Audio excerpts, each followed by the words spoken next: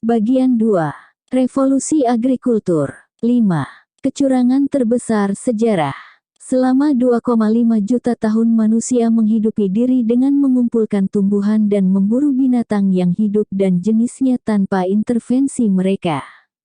Homo erectus, Homo ergaster, dan Neanderthal memetik ara liar dan memburu domba-domba liar tanpa memutuskan di mana pohon-pohon ara harus tumbuh, di padang rumput mana kawanan domba harus merumput, atau kambing-kambing bandot mana yang harus kawin dengan kambing betina yang mana.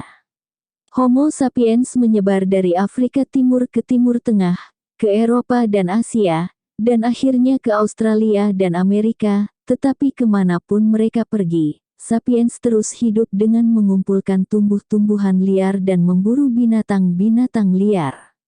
Mengapa pula harus mencari cara lain kalau gaya hidupmu memberi kecukupan dan menopang dunia yang kaya dengan struktur sosial, keyakinan agama, dan dinamika politik? Semua ini berubah sekitar 10.000 tahun lalu, ketika sapiens mulai menghabiskan seluruh waktu dan usaha mereka untuk memanipulasi kehidupan beberapa spesies binatang dan tumbuhan. Dari fajar sampai terbenamnya matahari, manusia menabur benih, menyirami tanaman, menyiangi rumput dari tanah, dan menggiring domba-domba ke padang rumput terbaik. Pekerjaan ini, mereka pikir akan menyediakan lebih banyak buah, biji-bijian, dan daging. Itulah revolusi dalam cara hidup manusia, revolusi agrikultur. Transisi ke pertanian dimulai sekitar 9.500 hingga 8.500 sebelum Masehi di negeri perbukitan Turki bagian Tenggara, Iran Barat, dan Levant. Transisi itu dimulai pelan-pelan dan di area geografis terbatas.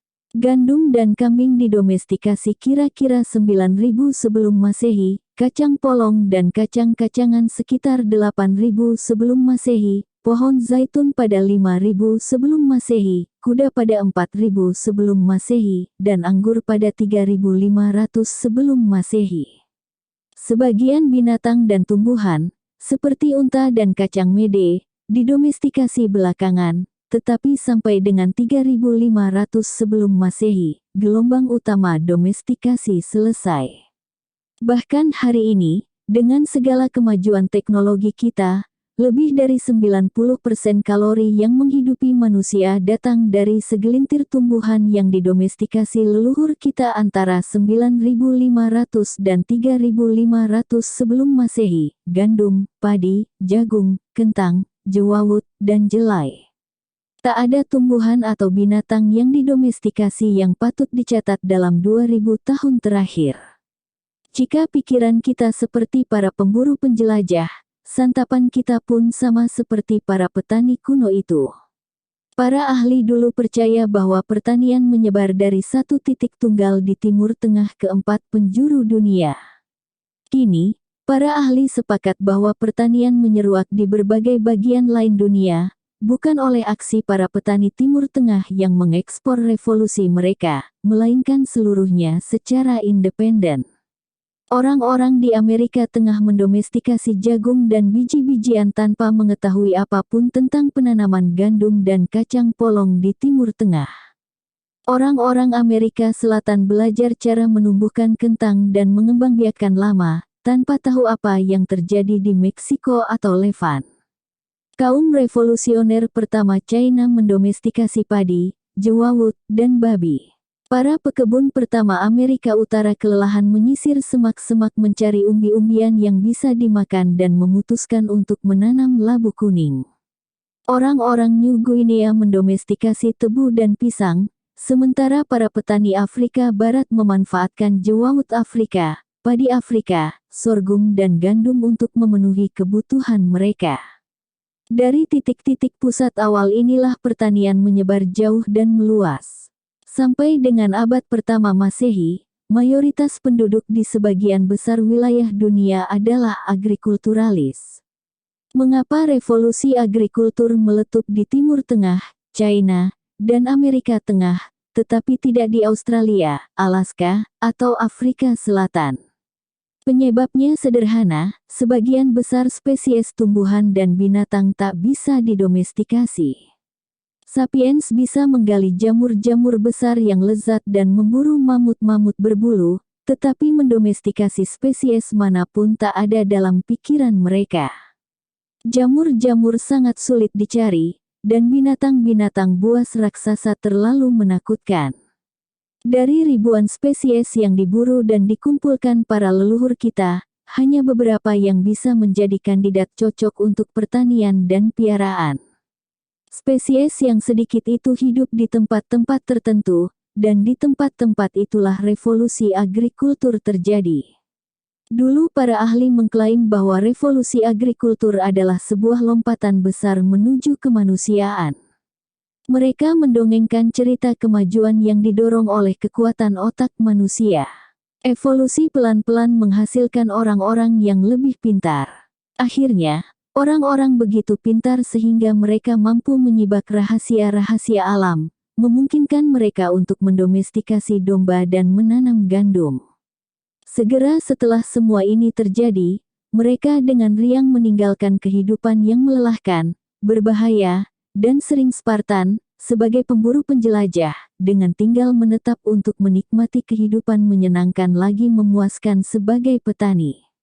Dongeng itu adalah fantasi. Tak ada bukti bahwa orang-orang menjadi lebih pintar seiring berjalannya waktu.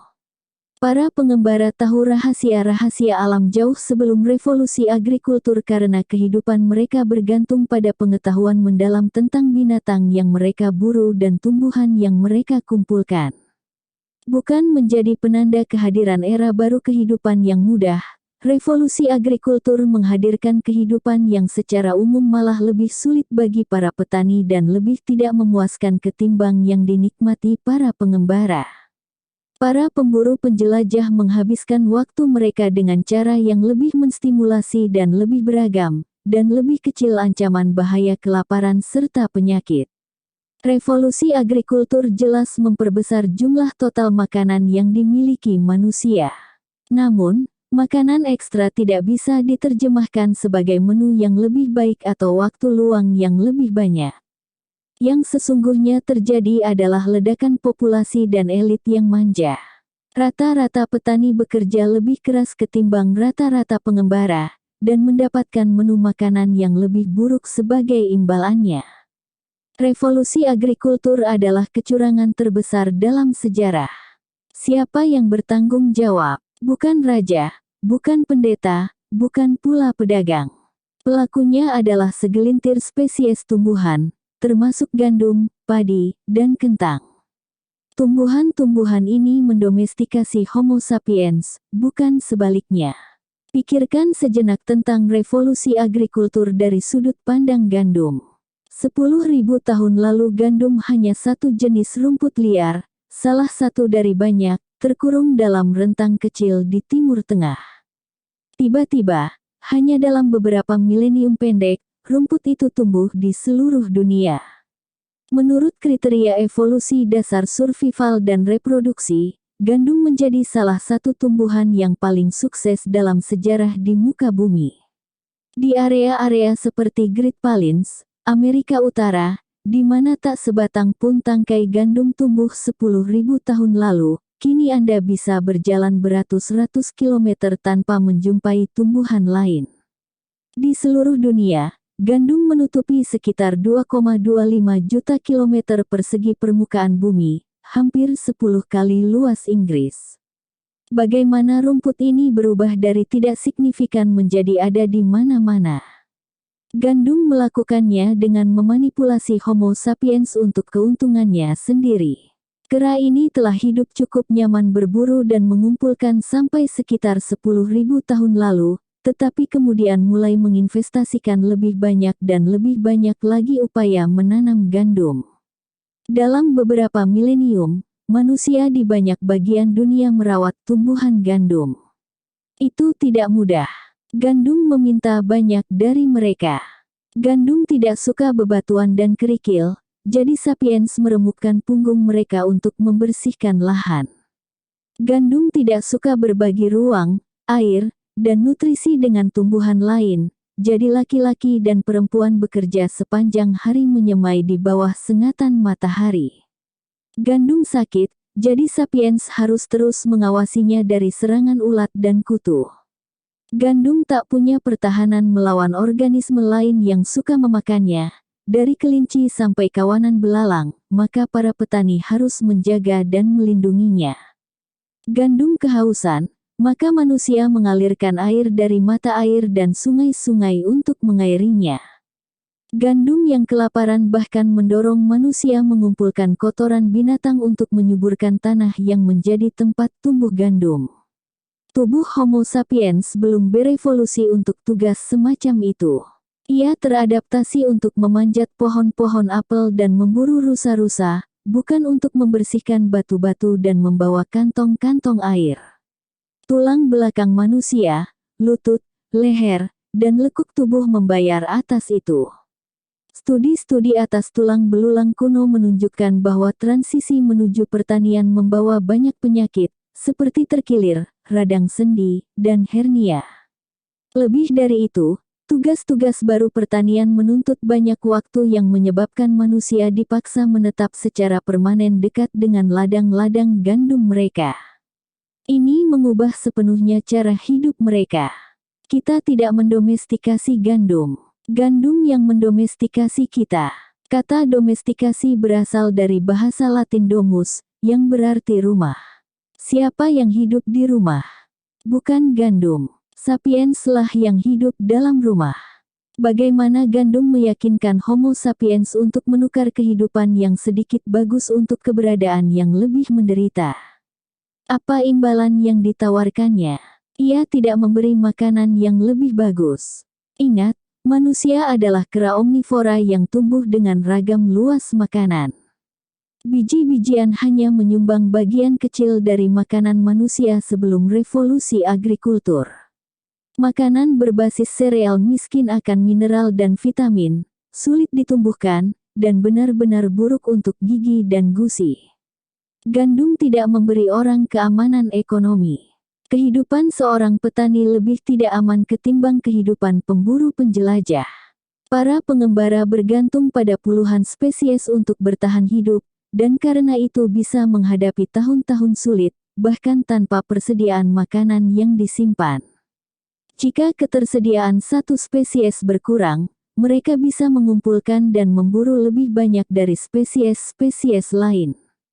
Masyarakat bertani, sampai masa yang sangat mutakhir, menggantungkan banyak sekali kebutuhan kalori mereka pada ragam sangat kecil tumbuhan yang didomestikasi. Di banyak area, mereka hanya bergantung pada persediaan makanan tunggal, seperti gandum, kentang, atau beras. Jika tak ada hujan, awan belalang datang, atau jamur menulari spesies makanan itu, petani-petani mati dalam angka ribuan dan jutaan. Gandum juga tidak bisa menawarkan keamanan dari kekerasan manusia. Para petani awal sekurang-kurangnya sama ganasnya dengan leluhur penjelajah mereka, kalau bukan lebih ganas. Para petani memiliki lebih banyak hak milik dan membutuhkan lahan untuk menanam. Hilangnya lahan-lahan padang rumput untuk menyerbu tetangga bisa berarti ketimpangan antara kehidupan dan kelaparan, jadi semakin sempit ruang untuk kompromi. Ketika satu kawanan pengembara terdesak oleh rival yang lebih kuat, kawanan itu biasanya bergerak. Itu sulit dan berbahaya, tetapi masih layak. Ketika satu musuh yang kuat mengancam satu desa pertanian, mundur berarti menyerahkan ladang, rumah, dan lumbung. Dalam banyak kasus, ini mengantarkan para pengungsi menuju kelaparan.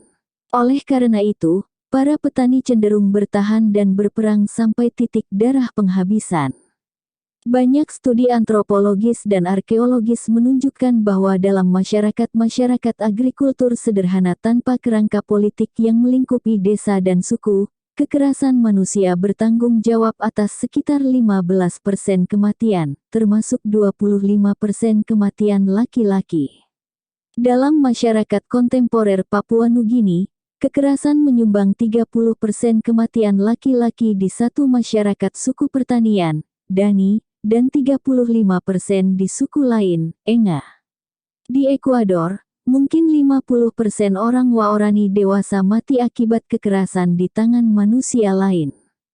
Pada waktunya kekerasan manusia bisa diatasi melalui pengembangan kerangka sosial yang lebih besar, kota-kota, kerajaan, dan negara. Namun, butuh ribuan tahun untuk membangun struktur politik yang demikian besar dan efektif. Kehidupan desa jelas membawa sejumlah manfaat langsung bagi para petani awal, seperti proteksi yang lebih baik dari binatang buas, hujan, dan cuaca dingin. Namun untuk rata-rata orang, kerugiannya mungkin melebihi keuntungannya. Sulit bagi orang dalam masyarakat makmur saat ini untuk menghargainya. Karena kita menikmati kemakmuran dan keamanan, dan karena kemakmuran serta keamanan kita dibangun di atas fondasi yang dibuat oleh revolusi agrikultur, kita berasumsi bahwa revolusi agrikultur adalah sebuah perbaikan yang luar biasa. Meskipun demikian, salah juga jika menilai ribuan tahun sejarah dari perspektif masa kini. Satu sudut pandang yang jauh lebih representatif adalah sudut pandang seorang gadis berusia 3 tahun yang sekarat akibat malnutrisi pada abad pertama di China gara-gara panen ayahnya gagal. Akankah dia mengatakan, "Saya sekarat akibat malnutrisi," tetapi dalam 2000 tahun orang-orang akan punya banyak makanan dan hidup di rumah-rumah besar ber-AC, jadi penderitaan saya adalah pengorbanan yang berarti. Lalu apa yang ditawarkan gandum kepada agrikulturalis, termasuk gadis China yang mati kurang gizi itu? Tak ada yang diberikan gandum untuk orang-orang sebagai individu. Akan tetapi, gandum menganugerahkan sesuatu bagi Homo sapiens sebagai spesies. Menanam gandum memberi lebih banyak makanan persatuan teritorial, dan karena itu memungkinkan Homo sapiens berbiak secara eksponensial.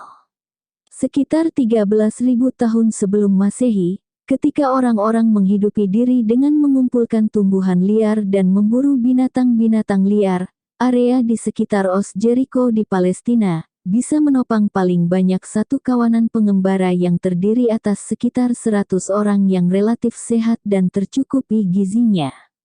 Sekitar 8.500 sebelum Masehi, ketika tumbuhan-tumbuhan liar menyerah kepada ladang-ladang gandum, Os itu menopang desa besar tetapi ringkih berisi 1.000 orang, yang jauh lebih menderita akibat penyakit dan kekurangan gizi.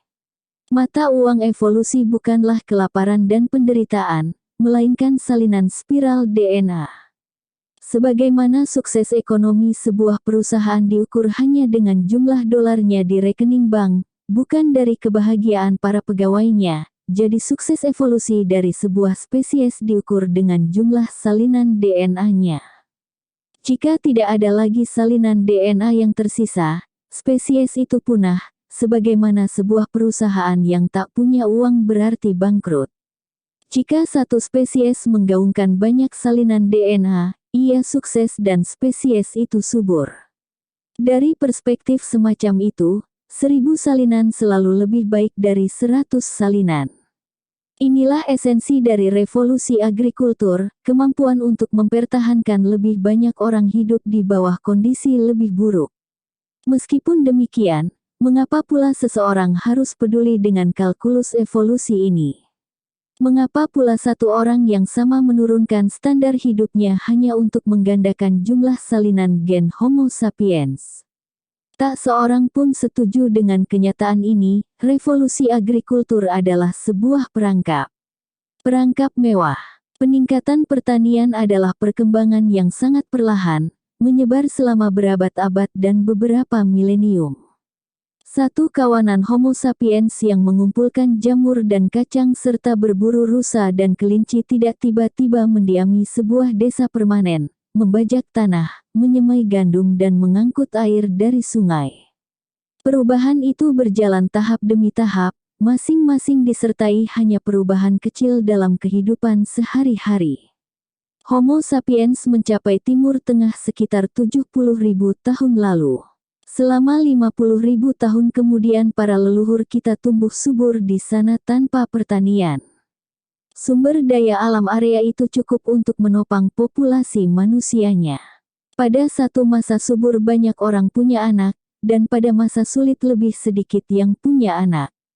Manusia, seperti mamalia pada umumnya, memiliki mekanisme hormonal dan genetik yang membantu mengendalikan perkembangbiakan. Pada masa yang baik, perempuan mencapai pubertas lebih awal, dan peluang mereka untuk hamil sedikit lebih tinggi. Pada masa buruk, pubertas datang lebih lambat dan kesuburan menurun. Selain kendali populasi alamiah ini, datang pula mekanisme kultural. Bayi-bayi dan anak-anak kecil, yang bergerak lamban dan menuntut perhatian lebih besar, menjadi beban bagi para pengembara nomaden. Orang-orang berusaha menjarangkan kelahiran anak 3-4 tahun. Perempuan melakukan itu dengan mengasuh anak sepanjang waktu dan sampai usia anak lebih tua. Penyusuan sepanjang waktu secara signifikan menurunkan peluang untuk hamil.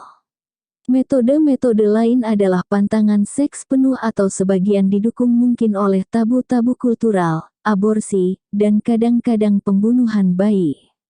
Selama milenium-milenium panjang ini orang terkadang makan biji gandum, tetapi ini bagian yang sangat marginal dari menu makanan mereka.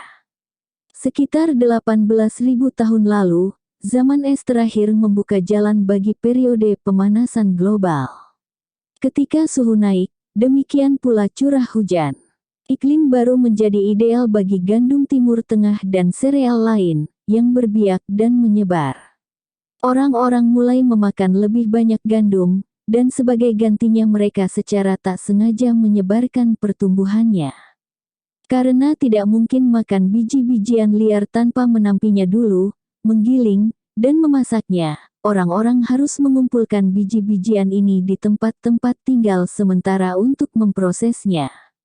Biji-biji gandum cukup kecil dan banyak sehingga tak terelakkan sebagian jatuh dalam perjalanan ke tempat tinggal dan hilang. Dari waktu ke waktu semakin banyak gandum tumbuh di sepanjang jalur favorit manusia dan dekat tempat tinggal mereka. Ketika manusia membakar hutan dan semak-semak, ini juga membantu gandum. Api melenyapkan pohon-pohon dan semak belukar, memungkinkan gandum dan rumput-rumput lain memonopoli sinar matahari, air, dan nutrisi. Di tempat-tempat yang tersedia gandum melimpah, binatang serta sumber-sumber makanan lain juga banyak, kawanan manusia pun pelan-pelan meninggalkan gaya hidup nomaden serta tinggal di kam-kam musiman bahkan permanen. Mula-mula mereka mungkin tinggal selama 4 pekan pada musim panen. 1 generasi kemudian, ketika tumbuhan gandum berbiak dan menyebar, kam panen bertahan sampai 5 pekan, kemudian 6 pekan, dan akhirnya menjadi sebuah desa permanen. Bukti permukiman semacam itu telah ditemukan di seluruh Timur Tengah, terutama di Levant, di mana kultur Natufian tumbuh subur dari 12.500 sebelum Masehi sampai 9.500 sebelum Masehi. Orang-orang Natufian adalah pemburu penjelajah yang hidup dengan puluhan spesies liar, tetapi mereka hidup di desa-desa permanen dan menghabiskan banyak waktu untuk pengumpulan dan pemrosesan secara intensif sereal liar. Mereka membangun rumah-rumah batu dan lumbung. Mereka menyimpan biji-bijian untuk masa-masa sulit. Mereka menemukan alat-alat baru seperti sabit batu untuk memanen gandum, dan penumbuk serta mortir dari batu untuk menghaluskannya. Pada tahun-tahun setelah 9.500 sebelum Masehi, para keturunan Natufian terus mengumpulkan dan memproses sereal, tetapi mereka juga mulai menanamnya dengan cara yang semakin teliti. Ketika mengumpulkan biji-bijian liar, mereka menyisihkan sebagian dari hasil panen untuk disemai di ladang musim berikutnya. Mereka menemukan bahwa dengan menyemai biji-bijian ke dalam tanah, mereka bisa mendapatkan hasil yang lebih baik dibandingkan menaburnya secara asal-asalan di permukaan tanah. Jadi, mereka mulai mencangkul dan membajak. Pelan-pelan mereka juga mulai menyemai di ladang, menjaganya dari parasit, dan mengairi serta menyuburkannya. Dengan semakin banyak upaya dilakukan untuk menanam sereal, semakin sedikit waktu untuk mengumpulkan dan memburu spesies liar. Pengembara pun menjadi petani. Tak ada satupun jejak yang membedakan perempuan pengumpul gandum liar dengan perempuan yang bercocok tanam gandum domestikasi sehingga sulit untuk menyatakan secara pasti kapan transisi menentukan ke agrikultur itu terjadi.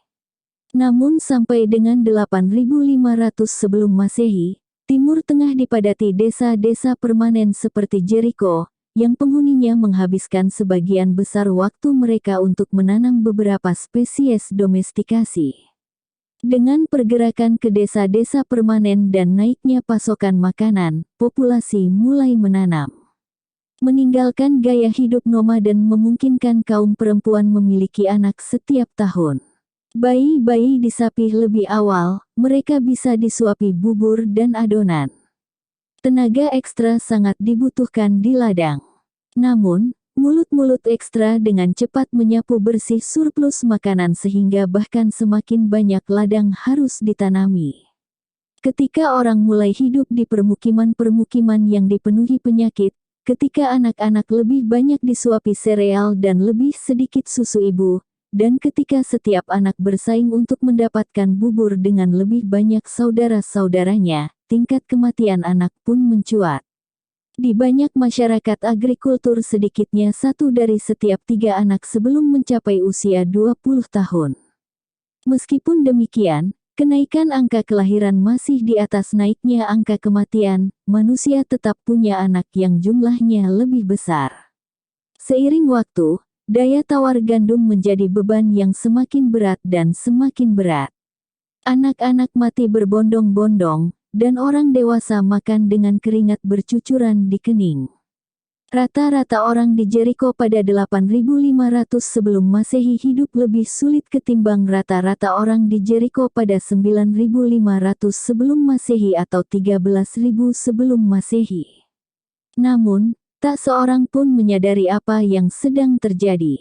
Setiap generasi terus hidup seperti generasi sebelumnya, hanya membuat perbaikan-perbaikan kecil di sana-sini dan dalam cara mengerjakan sesuatu.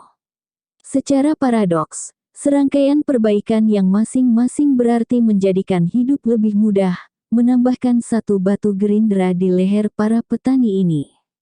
Mengapa orang membuat kalkulasi fatal semacam itu? Penyebabnya sama dengan miskalkulasi yang dilakukan orang-orang sepanjang sejarah. Orang tidak mampu memahami sepenuhnya konsekuensi-konsekuensi dari keputusan-keputusan mereka. Setiap kali mereka memutuskan untuk mengerjakan sedikit pekerjaan ekstra, taruhlah untuk mencangkul ladang, bukan menabur benih di permukaan, orang mengira, ya, kita harus bekerja lebih keras, tetapi panen akan berlimpah. Kita tidak perlu khawatir dengan tahun-tahun mendatang. Anak-anak tidak akan pernah lagi tidur kelaparan. Masuk akal. Jika Anda bekerja lebih keras, Anda akan mendapatkan kehidupan yang lebih baik. Itulah rencananya. Bagian pertama dari rencana itu berjalan mulus. Orang-orang benar-benar bekerja lebih keras. Namun, orang-orang tidak bisa melihat bahwa jumlah anak akan bertambah, yang berarti bahwa ekstra gandum akan dibagi dengan lebih banyak anak. Para petani awal itu juga tidak mengerti bahwa menyuapi anak-anak dengan lebih banyak bubur dan lebih sedikit susu ibu akan memperlemah sistem kekebalan mereka, dan bahwa permukiman-permukiman permanen akan menjadi sarang bagi penyakit-penyakit menular. Mereka tidak melihat bahwa dengan menaikkan ketergantungan pada satu sumber makanan tunggal, mereka sesungguhnya memapar diri dengan ancaman bahaya kekeringan. Para petani itu juga tidak melihat pada tahun-tahun baik lumbung-lumbung mereka yang berlimpah akan mengundang pencuri dan musuh, memaksa mereka mulai membangun dinding dan melakukan tugas-tugas penjagaan. Lalu, mengapa manusia tidak meninggalkan perladangan ketika rencananya mendatangkan kesulitan? Sebagian karena perlu beberapa generasi bagi perubahan-perubahan kecil untuk berakumulasi dan mentransformasi masyarakat, dan pada masa itu, tak seorang pun mengingat bahwa mereka pernah hidup secara berbeda. Dan sebagian karena pertumbuhan populasi membakar perahu-perahu kemanusiaan. Jika dengan pencangkulan populasi sebuah desa naik dari 100 menjadi 110, maka siapa 10 orang yang harus rela kelaparan agar yang lain bisa kembali ke keadaan baik pada masa lalu? Tidak ada yang bisa kembali. Perangkap sudah terkunci. Perburuan kehidupan yang lebih mudah menghasilkan lebih banyak kesulitan, dan itu bukan yang terakhir. Itu terjadi pada kita hari ini. Berapa banyak pemuda lulusan perguruan tinggi mengambil pekerjaan berat di perusahaan-perusahaan padat karya, dengan berjanji bahwa mereka akan bekerja keras untuk mendapatkan uang yang memungkinkan mereka pensiun dan mengejar kesenangan pada usia 35 tahun. Namun, ketika usia itu tercapai, mereka punya beban besar, anak-anak ke sekolah, rumah di pinggiran yang membutuhkan sedikitnya 2 mobil per keluarga, dan hidup tak terasa nikmatnya tanpa anggur dan liburan di luar negeri. Apa yang harus mereka lakukan? Kembali menggali akar. Tidak, mereka melipat gandakan upayanya dan tetap diperbudak. Salah satu hukum sejarah adalah bahwa kemewahan cenderung menjadi keharusan dan melahirkan beban-beban baru. Begitu orang terbiasa dengan satu kemewahan tertentu, mereka menerimanya sebagai kebiasaan. Kemudian, mereka mulai menjadikannya kebutuhan. Akhirnya mereka mencapai satu titik ketika mereka tidak bisa hidup tanpanya. Mari ambil contoh lain yang populer pada masa kita. Selama beberapa dekade terakhir, kita telah menemukan tak terhitung alat penghemat waktu yang diharapkan menjadikan hidup lebih santai: mesin cuci, vacuum cleaner, pencuci piring, telepon, ponsel, komputer, surel. Sebelumnya, butuh banyak pekerjaan untuk menulis sepucuk surat, menulis alamat, membeli perangko dan amplop, dan membawanya ke kotak surat. Perlu beberapa hari atau beberapa pekan, bahkan mungkin beberapa bulan, untuk mendapatkan jawaban.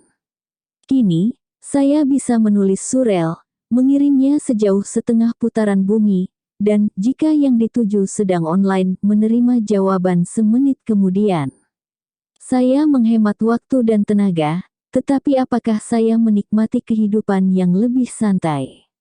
Sayangnya tidak. Pada era surat bekicot dulu, orang-orang biasanya menulis surat ketika mereka punya sesuatu yang penting untuk disampaikan. Bukan menulis apa yang pertama muncul di kepala, mereka mempertimbangkan hati-hati apa yang ingin mereka katakan dan bagaimana cara menyampaikannya. Mereka berharap menerima jawaban yang dipertimbangkan masak-masak juga. Sebagian orang menulis dan menerima hanya segelintir surat dalam sebulan dan jarang merasa terpaksa untuk membalas segera. Kini, saya menerima puluhan surel setiap hari, semua dari orang-orang yang mengharapkan balasan secepatnya. Kita mengira menghemat waktu, yang terjadi kita malah mempercepat treadmill kehidupan 10 kali lebih cepat sehingga membuat hari-hari kita lebih mencemaskan dan menggelisahkan. Di mana-mana ada seorang Ludite yang berkeras menolak membuka akun surel, sebagaimana ribuan tahun lalu kawanan-kawanan manusia menolak ikut berladang, dan menghindari perangkap kemewahan. Namun, revolusi agrikultur tak butuh setiap kawanan di daerah tertentu bergabung.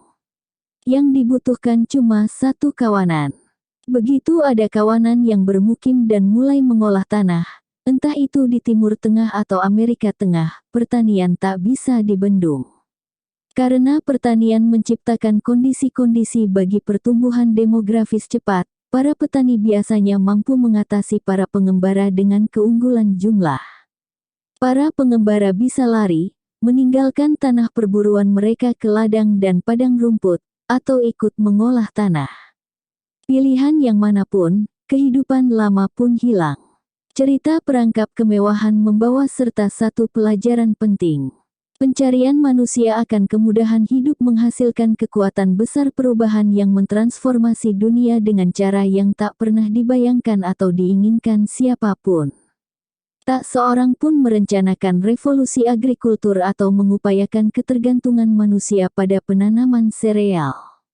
Serangkaian keputusan kecil yang ditujukan terutama untuk mengisi beberapa perut dan mendapatkan sedikit keamanan memiliki efek kumulatif yang memaksa para pengembara kuno menghabiskan hari-hari mereka membawa kantong-kantong air di bawah sengatan matahari.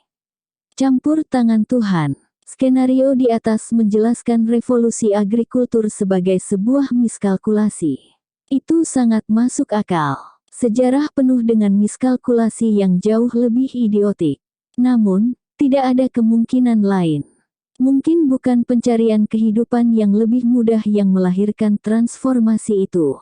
Mungkin sapiens memiliki aspirasi-aspirasi lain, dan secara sadar bersedia membuat hidup mereka lebih berat dalam rangka mencapainya. Para ilmuwan biasanya berusaha merujukkan perkembangan-perkembangan sejarah kepada faktor-faktor dingin ekonomi dan demografis. Ini memang lebih cocok dengan metode rasional dan matematis mereka. Dalam kasus sejarah modern, para ahli tidak bisa menghindari pertimbangan faktor-faktor non-material seperti ideologi dan budaya. Bukti tertulis memaksa tangan mereka.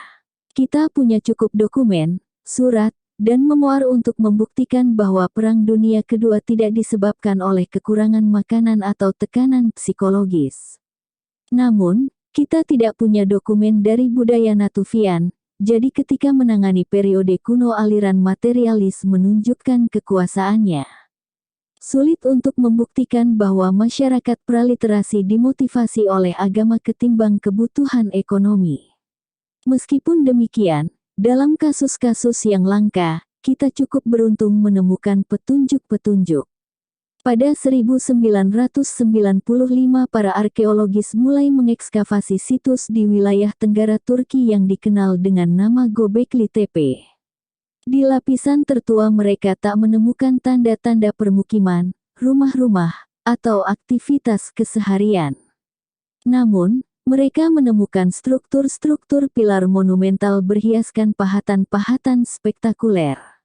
Setiap batu pilar memiliki berat 7 ton dan mencapai ketinggian 5 meter. Di sebuah tambang dekat sana, mereka menemukan pilar pahatan setengah jadi seberat 50 ton. Secara keseluruhan, mereka menemukan lebih dari 10 struktur monumental, yang terbesar lebarnya hampir 30 meter. Para arkeologis terbiasa dengan struktur-struktur monumental semacam itu dari berbagai situs di seluruh dunia, contoh yang paling terkenal adalah Stonehenge di Inggris. Namun, setelah mereka mempelajari Göbekli Tepe, mereka menemukan sebuah fakta yang menakjubkan. Stonehenge bertarikh 2500 sebelum Masehi, dan dibangun oleh sebuah masyarakat agrikultur yang sudah maju. Struktur-struktur di Göbekli Tepe bertarikh sekitar 9500 sebelum Masehi, dan semua bukti yang tersedia menunjukkan bahwa struktur-struktur itu dibangun oleh pemburu penjelajah. Komunitas arkeologis mula-mula kesulitan menghargai temuan-temuan ini, tetapi pengujian demi pengujian memastikan tarikh struktur-struktur itu dan masyarakat pra-agrikultur para pembangunnya. Kemampuan para pengembara kuno, dan kompleksitas kultur mereka tampaknya jauh lebih mengesankan dari yang sebelumnya diduga. Mengapa satu masyarakat pengembara membangun struktur-struktur semacam itu? Mereka tak punya tujuan sengaja yang jelas. Struktur-struktur itu juga bukan rumah jagal mamut, juga bukan tempat berteduh dari hujan atau bersembunyi dari singa. Maka, yang tersisa bagi kita adalah teori bahwa struktur-struktur itu dibangun untuk tujuan kultural yang misterius, yang sangat menyulitkan para ahli untuk menghuraikannya. Apapun itu, para pengembara berpandangan struktur itu pantas dibuat dengan menghabiskan tenaga dan waktu. Satu-satunya cara untuk membangun Göbekli Tepe adalah ribuan pengembara dari banyak kawanan dan suku yang berbeda bekerja sama dalam rentang waktu yang cukup lama. Hanya sistem religius atau ideologis canggih yang bisa memelihara upaya semacam itu. Göbekli Tepe menyimpan rahasia lain yang sensasional. Selama bertahun-tahun, para ahli genetika telah melacak asal-muasal gandum domestikasi. Penemuan-penemuan mutakhir menunjukkan bahwa sedikitnya satu varian domestikasi, gandum Einkon, berasal dari perbukitan Karacadak, sekitar 30 km dari Göbekli Tepe. Sulit untuk mengatakannya sebagai kebetulan. Sangat mungkin bahwa pusat kultural Göbekli Tepe terkoneksi dengan domestikasi gandum sebelumnya oleh manusia dan domestikasi manusia oleh gandum. Untuk menghidupi orang-orang yang membangun dan yang menggunakan struktur-struktur monumental itu, makanan dalam jumlah yang sangat banyak dibutuhkan. Kemungkinan para pengembara beralih dari mengumpulkan gandum liar ke penanaman gandum secara intensif, bukan untuk menaikkan pasokan makanan normal mereka, melainkan untuk menopang pembangunan dan pengelolaan sebuah kuil. Dalam gambaran konvensional, para pelopor mula-mula membangun sebuah desa, lalu ketika desa itu makmur, mereka mendirikan kuil di tengah-tengahnya. Namun, Göbekli Tepe menunjukkan bahwa kuil mungkin mula-mula dibangun, dan sebuah desa tumbuh belakangan di sekitarnya.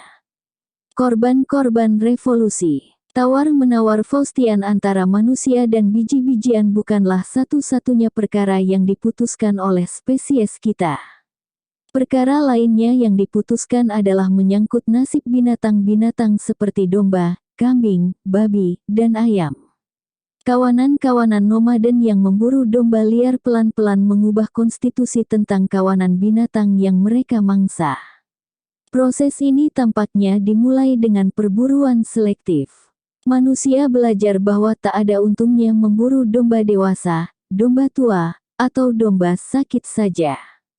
Mereka menyisakan domba-domba betina yang subur dan domba muda untuk menjaga vitalitas jangka panjang kawanan binatang lokal. Langkah kedua kemungkinan adalah mempertahankan secara aktif kawanan binatang itu dari predator, mengusir singa, serigala, dan kawanan-kawanan musuh manusia. Kawanan itu kemudian mungkin membentengi kawanan domba di sebuah ngarai sempit agar lebih mudah mengontrol dan mempertahankannya. Akhirnya, mereka mulai melakukan seleksi lebih teliti dalam rangka mengaturnya agar sesuai dengan kebutuhan manusia. Domba-domba yang paling agresif, yakni yang menunjukkan perlawanan paling hebat terhadap kontrol manusia, disembelih dulu. Begitu pula betina-betina paling kurus dan paling berisik. Penggembala tak menyukai domba yang berisiknya membuat mereka menjauh dari gembalanya. Dengan berlalunya generasi demi generasi, domba menjadi semakin gemuk, lebih mudah diatur, dan semakin tidak berisik. Voila, Mary punya domba kecil dan kemanapun Mary pergi domba kecil itu pasti ikut. Alternatif lain, para pemburu mungkin menangkap seekor domba, menggemukkannya pada bulan-bulan subur dan menyembelihnya pada musim buruk. Pada tahap tertentu mereka mulai memelihara domba semacam itu dalam jumlah lebih besar. Sebagian dari domba-domba itu mencapai pubertas dan mulai berbiak. Domba-domba yang paling agresif dan paling sulit diatur yang mula-mula disembelih. Yang paling penurut dan paling bagus dibiarkan hidup lebih lama dan berbiak. Hasilnya adalah kawanan domba domestikasi dan penurut. Binatang-binatang domestikasi semacam itu, domba, ayam, keledai, dan lain-lain, memasok makanan, daging, susu, telur, bahan baku kulit, bulu, dan kekuatan otot. Transportasi, pembajakan, penumbukan, dan tugas-tugas lain yang sampai sekarang dilakukan dengan otot manusia, kian banyak yang dilakukan oleh binatang. Di kebanyakan masyarakat pertanian, orang fokus pada penanaman tumbuhan, memelihara binatang menjadi aktivitas sekunder. Namun, satu jenis masyarakat baru juga muncul di sejumlah tempat, yang terutama didasarkan pada eksploitasi binatang, suku-suku penggembala binatang. Ketika manusia menyebar ke seluruh dunia, begitu pula binatang-binatang domestikasi mereka. 10.000 tahun lalu, tidak lebih dari beberapa juta domba, sapi, kambing, babi hutan, dan ayam hidup di ceruk-ceruk Afro-Asia yang terbatas. Kini dunia berisi sekitar 1 miliar domba, 1 miliar babi, lebih dari 1 miliar sapi, dan lebih dari 25 miliar ayam. Dan mereka ada di seluruh dunia. Ayam domestikasi adalah yang paling luas penyebarannya. Menyusul manusia, sapi-sapi, babi-babi, dan domba domestikasi berada di urutan kedua, sedangkan urutan ketiga dan keempat ditempati mamalia-mamalia besar. Dari perspektif evolusi sempit, yang mengukur hanya dengan jumlah salinan DNA, revolusi agrikultur merupakan anugerah luar biasa bagi ayam, sapi, babi, dan domba. Sayang sekali, perspektif evolusi itu merupakan ukuran sukses yang tidak lengkap. Ia hanya mengukur segalanya dengan kriteria survival dan reproduksi, tanpa mempertimbangkan penderitaan dan kebahagiaan individu. Ayam-ayam dan sapi-sapi domestikasi akan menjadi kisah sukses evolusi, tetapi mereka juga termasuk makhluk paling merana yang pernah hidup. Domestikasi binatang dijalankan dengan serangkaian praktik brutal yang hanya menjadi semakin brutal seiring abad-abad berlalu.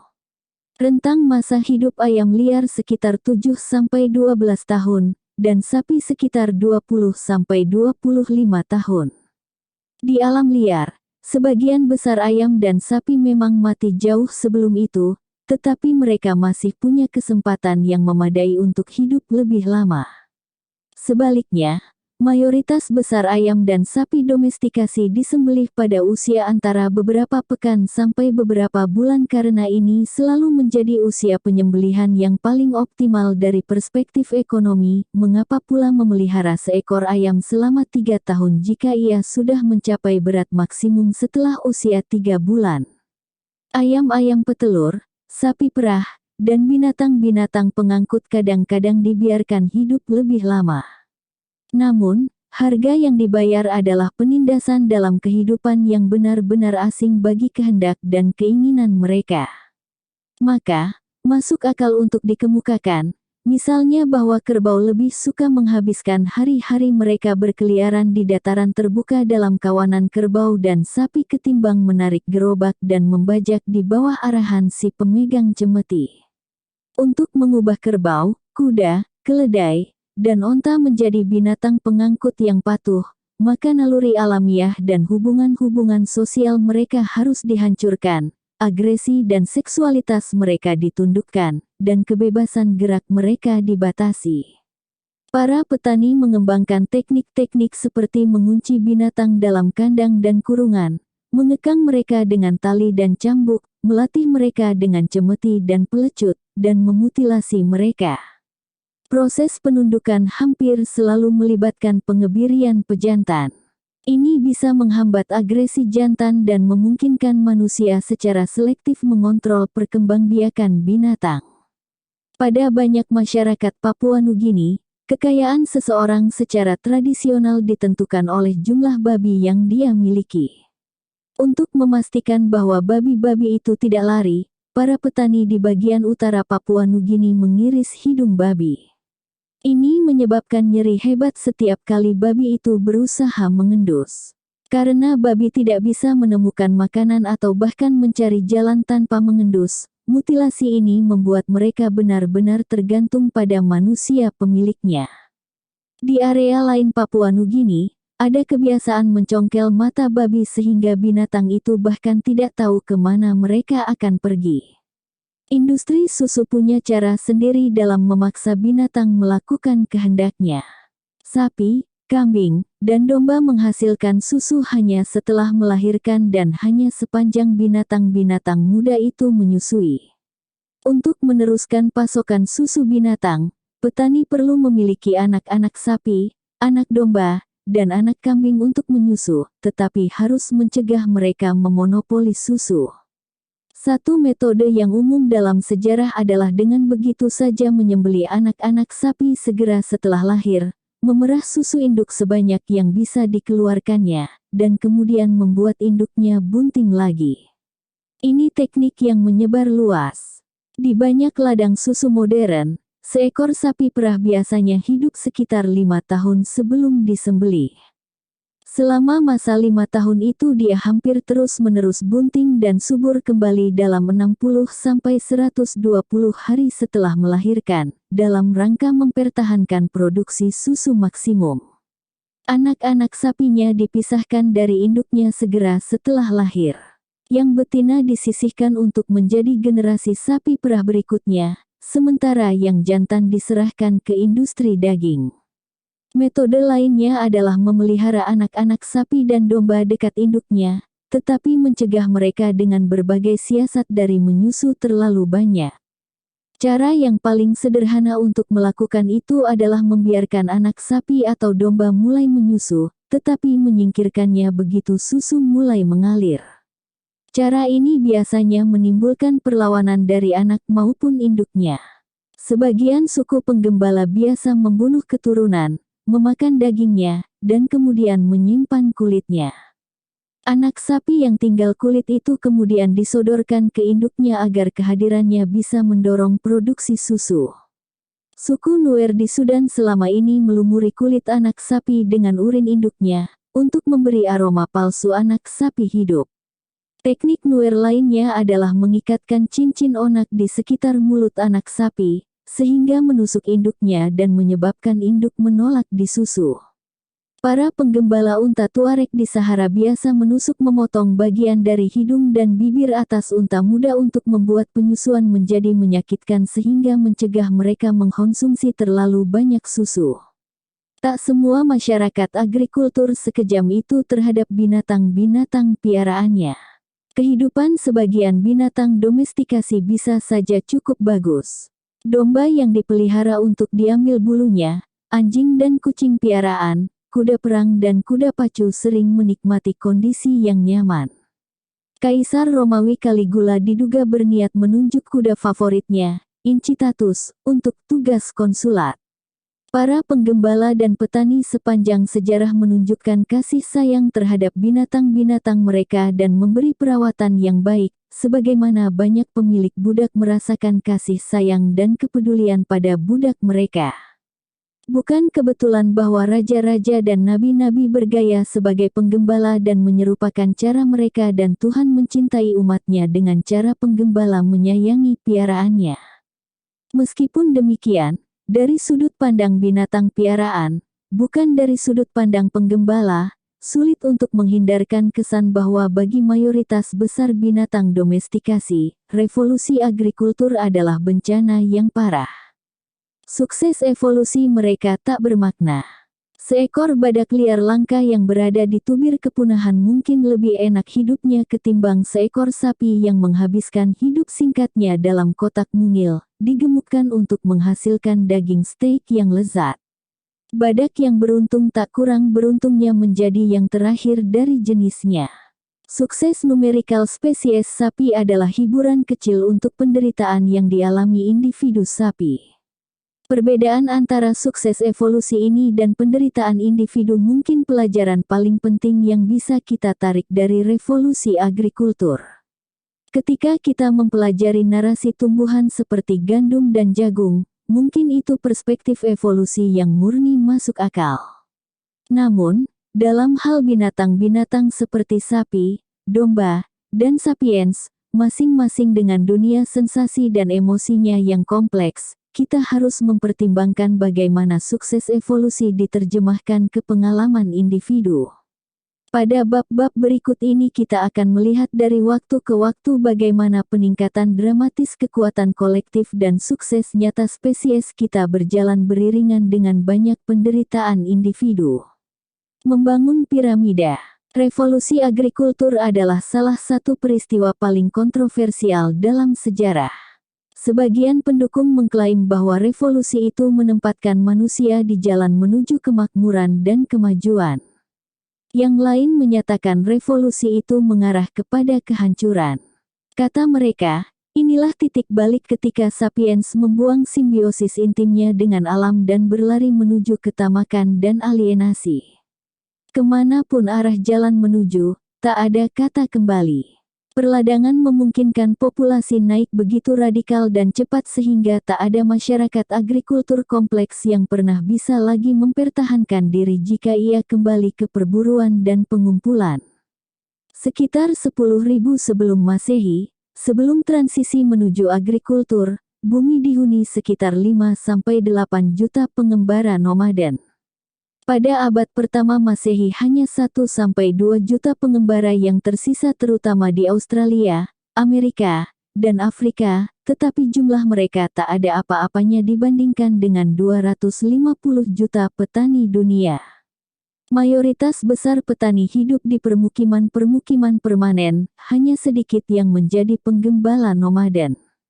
Bermukim menyebabkan sebagian besar wilayah orang menyusut secara dramatis. Para pemburu penjelajah kuno biasanya hidup dalam teritori yang meliputi berpuluh-puluh, bahkan beratus-ratus kilometer persegi. Rumah adalah teritori menyeluruh, dengan perbukitan, sungai-sungai, hutan-hutan, dan langit terbuka. Para petani, di sisi lain menghabiskan sebagian besar hari-harinya bekerja di sebuah ladang kecil atau kebun buah, dan kehidupan domestik mereka terpusat pada satu struktur reot kayu, batu, atau tanah liat, berukuran tak lebih dari beberapa puluh meter rumahnya. Petani biasanya mengembangkan keterikatan sangat kuat dengan struktur ini. Inilah revolusi yang berjangkauan luas itu, yang berdampak psikologis sekaligus arsitektural. Oleh karena itu, keterikatan dengan rumah saya dan keterpisahan dari tetangga menjadi penanda psikologis dari makhluk yang semakin memusatkan diri. Teritori-teritori agrikultur baru tidak hanya jauh lebih kecil dari teritori pengembara kuno, tetapi juga jauh lebih artifisial. Selain penggunaan api, para pemburu penjelajah hanya sedikit membuat perubahan-perubahan sengaja atas tanah yang menjadi tempat mereka berkelana. Di sisi lain, para petani hidup dalam pulau-pulau artifisial manusia, yang mereka iriskan dengan usaha keras dari alam bebas di sekelilingnya. Mereka memangkas hutan-hutan, menggali saluran-saluran, membersihkan ladang, membangun rumah-rumah, menggali parit, dan menanam pohon-pohon buah dalam barisan-barisan rapi. Habitat artifisial yang dihasilkan hanya ditujukan bagi manusia dan tumbuh-tumbuhan serta binatang-binatang mereka dan sering dipagari dengan dinding dan pelindung. Keluarga-keluarga petani melakukan semua yang bisa mereka lakukan untuk mengenyahkan bibit-bibit yang bertingkah dan binatang-binatang yang liar. Jika ada penyusup masuk, mereka mengusirnya. Jika melawan, para manusia antagonis mencari cara untuk melenyapkan mereka. Pertahanan-pertahanan yang sangat kuat dibuat di sekitar rumah. Sejak awal masa agrikultur sampai masa kini, miliaran manusia bersenjatakan ranting, pemukul, sepatu, dan semprotan beracun tak henti-henti terlibat dalam perang melawan semut-semut gigih, kecoa-kecoa gesit, laba-laba petualang, dan kumbang-kumbang tersesat yang terus menginfiltrasi domisili manusia.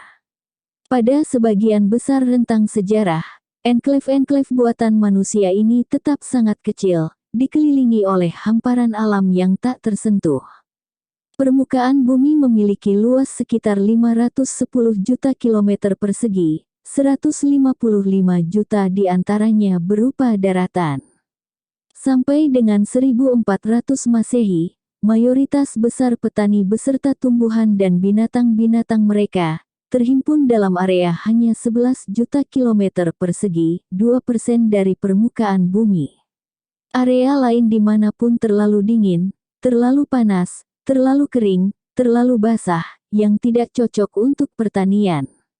Dalam irisan mungil 2% dari permukaan bumi inilah sejarah berkembang. Orang sulit meninggalkan pulau-pulau artifisial mereka. Mereka tidak bisa meninggalkan rumah-rumah, ladang-ladang, dan lumbung-lumbung tanpa risiko kehilangan yang mengerikan. Lebih dari itu, dari waktu ke waktu mereka mengakumulasi semakin banyak dan semakin banyak barang, benda-benda yang tak mudah diangkut, yang mengikat mereka. Para petani kuno bagi kita mungkin miskin dan kotor, tetapi satu keluarga biasa memiliki lebih banyak artefak dari satu suku pengembara. Datangnya masa depan. Sementara ruang agrikultur menyempit, masa bercocok tanam mengembang. Para pengembara biasanya tidak menghabiskan waktu untuk memikirkan pekan depan atau bulan depan. Para petani mengumbar imajinasinya hingga ke tahun-tahun dan dekade-dekade pada masa depan. Para pengembara tidak memikirkan masa depan karena mereka hidup dari tangan dan mulut dan hanya menyimpan makanan atau mengumpulkan harta benda dengan susah payah. Tentu saja, mereka jelas terlibat dalam suatu perencanaan yang maju. Para perancang seni Gua Chauvet, Laskax, dan Altamira hampir pasti meniatkan itu semua bertahan dari generasi ke generasi. Aliansi-aliansi sosial dan persaingan politik adalah urusan-urusan jangka panjang. Sering butuh beberapa tahun untuk melunasi dukungan atau membalas kesalahan. Bagaimanapun, dalam ekonomi penghidupan yang bergantung pada berburu dan mengumpulkan, tidak ada batas yang jelas tentang rencana jangka panjang semacam itu. Secara paradoks, itu menyelamatkan para pengembara dari banyak kecemasan. Tidak ada gunanya khawatir tentang hal-hal yang tidak bisa mereka pengaruhi. Revolusi agrikultur menjadikan masa depan jauh lebih penting dari yang pernah terjadi sebelumnya. Para petani harus selalu memikirkan masa depan dan harus bekerja untuknya. Ekonomi agrikultur didasarkan pada siklus musim produksi, yang berisi bulan-bulan panjang penanaman diikuti periode panen puncak yang singkat. Pada malam setelah akhir panen yang berlimpah, para petani mungkin merayakan segala yang mereka capai, tetapi dalam sepekan atau lebih mereka kembali lagi bangun pagi untuk bekerja sepanjang hari di ladang. Meskipun ada makanan yang cukup untuk hari ini, pekan depan, dan bahkan bulan depan, mereka harus cemas tentang tahun depan dan tahun sesudahnya. Kecemasan akan masa depan berakar tidak hanya pada siklus-siklus musim produksi, tetapi juga pada ketidakpastian fundamental agrikultur. Karena sebagian besar desa hidup dari menanam tumbuh-tumbuhan dan binatang-binatang domestikasi dengan keragaman yang sangat terbatas, nasib mereka tergantung pada kekeringan, banjir, dan wabah. Para petani harus memproduksi lebih banyak dari yang mereka konsumsi agar bisa menyimpan cadangan-cadangan. Tanpa benih di lumbung, guci-guci minyak zaitun dalam tanah, keju di dapur, dan sosis yang menggantung dari kasau, mereka bisa kelaparan pada tahun-tahun buruk. Dan tahun-tahun buruk pasti datang, cepat atau lambat. Seorang petani hidup dengan asumsi bahwa hidup tak selamanya berjalan dengan baik. Akibatnya, sejak masa paling awal agrikultur, kecemasan tentang masa depan menjadi pemain utama dalam teater pikiran manusia. Ketika petani bergantung pada hujan untuk mengairi ladang, permulaan musim hujan berarti setiap pagi petani menatap horizon, mengendus angin, dan menebarkan pandangan matanya. Apakah itu awan? Akankah hujan turun tepat waktu? Apakah akan cukup? Apakah badai besar menyapu benih dari ladang dan mengaduk-aduk tanaman? Sementara itu, di lembah-lembah Sungai Efrat, Indus, dan Kuning, para petani lain tak kalah hebohnya memantau ketinggian air. Mereka membutuhkan air naik untuk menyebarkan kesuburan tanah bagian atas dataran tinggi ke bawah, dan membuat sistem irigasi besar mereka terisi air. Namun, banjir yang meluap terlalu tinggi atau datang pada saat yang tidak tepat bisa menghancurkan ladang mereka, sama buruknya dengan kekeringan. Para petani khawatir dengan masa depan, bukan hanya karena banyak yang mereka khawatirkan, melainkan juga karena mereka bisa melakukan sesuatu terhadapnya. Mereka bisa membersihkan ladang lain, menggali saluran irigasi lain, menyemai lebih banyak bibit. Petani yang gelisah sama repotnya dan sama kerja kerasnya dengan semut pemanen pada musim panas, berkeringat untuk menanam pohon-pohon zaitun yang minyaknya bisa diperas oleh anak-anak dan cucu-cucu mereka, menunda makan makanan yang dipanen hari ini sampai musim dingin atau tahun berikutnya. Stres bertani mengakibatkan dampak sangat jauh. Itu menjadi fondasi sistem politik dan sosial berskala besar. Sedihnya, para petani yang rajin hampir tidak pernah mencapai keamanan ekonomi pada masa depan yang mereka ukir melalui kerja keras pada masa kini. Di mana-mana, para penguasa dan elite bermunculan, hidup dari surplus makanan petani dan memberi mereka hanya bagian yang cukup untuk bertahan hidup. Pengorbanan surplus makanan ini menghidupi politik, perang, seni, dan filsafat. Mereka membangun istana-istana, benteng-benteng, dan kuil-kuil. Sampai dengan era modern belakangan, lebih dari 90% manusia adalah petani yang bangun tidur pada pagi hari untuk mengolah tanah dengan keringat dari kening mereka. Lebihan hasil produksi mereka menghidupi minoritas elite, raja, pejabat pemerintah, tentara, pendeta, artis, dan pemikir yang mengisi buku-buku sejarah. Sejarah adalah sesuatu yang dilakukan oleh sangat sedikit orang, sedangkan semua orang lainnya membajak sawah dan memikul kantong-kantong air. Sebuah tatanan yang diimajinasikan. Surplus-surplus makanan yang diproduksi para petani, digabungkan dengan teknologi transportasi baru, pada akhirnya memungkinkan lebih banyak dan lebih banyak lagi orang yang berjejalan pertama-tama ke desa-desa, kemudian ke kota-kota kecil, dan akhirnya kota-kota besar, semua dipersatukan oleh kerajaan-kerajaan dan jaringan-jaringan komersial baru. Akan tetapi, untuk bisa mengambil keuntungan dari peluang-peluang baru ini, surplus-surplus makanan dan transportasi yang membaik tidaklah cukup. Fakta bahwa satu orang bisa menghidupi 1.000 orang di satu kota yang sama atau 1 juta orang di satu kerajaan yang sama tidak menjamin mereka bisa setuju tentang bagaimana membagi tanah dan air, bagaimana menyelesaikan pertikaian dan konflik, dan bagaimana bertindak pada masa-masa kekeringan atau perang. Dan jika tidak ada kesepakatan yang bisa dicapai, percekcokan meluas, sekalipun gudang-gudang berlimpah. Bukan kekurangan makanan yang menyebabkan sebagian besar perang dan revolusi dalam sejarah. Revolusi Prancis digalang oleh para pengacara makmur, bukan oleh petani-petani yang kelaparan.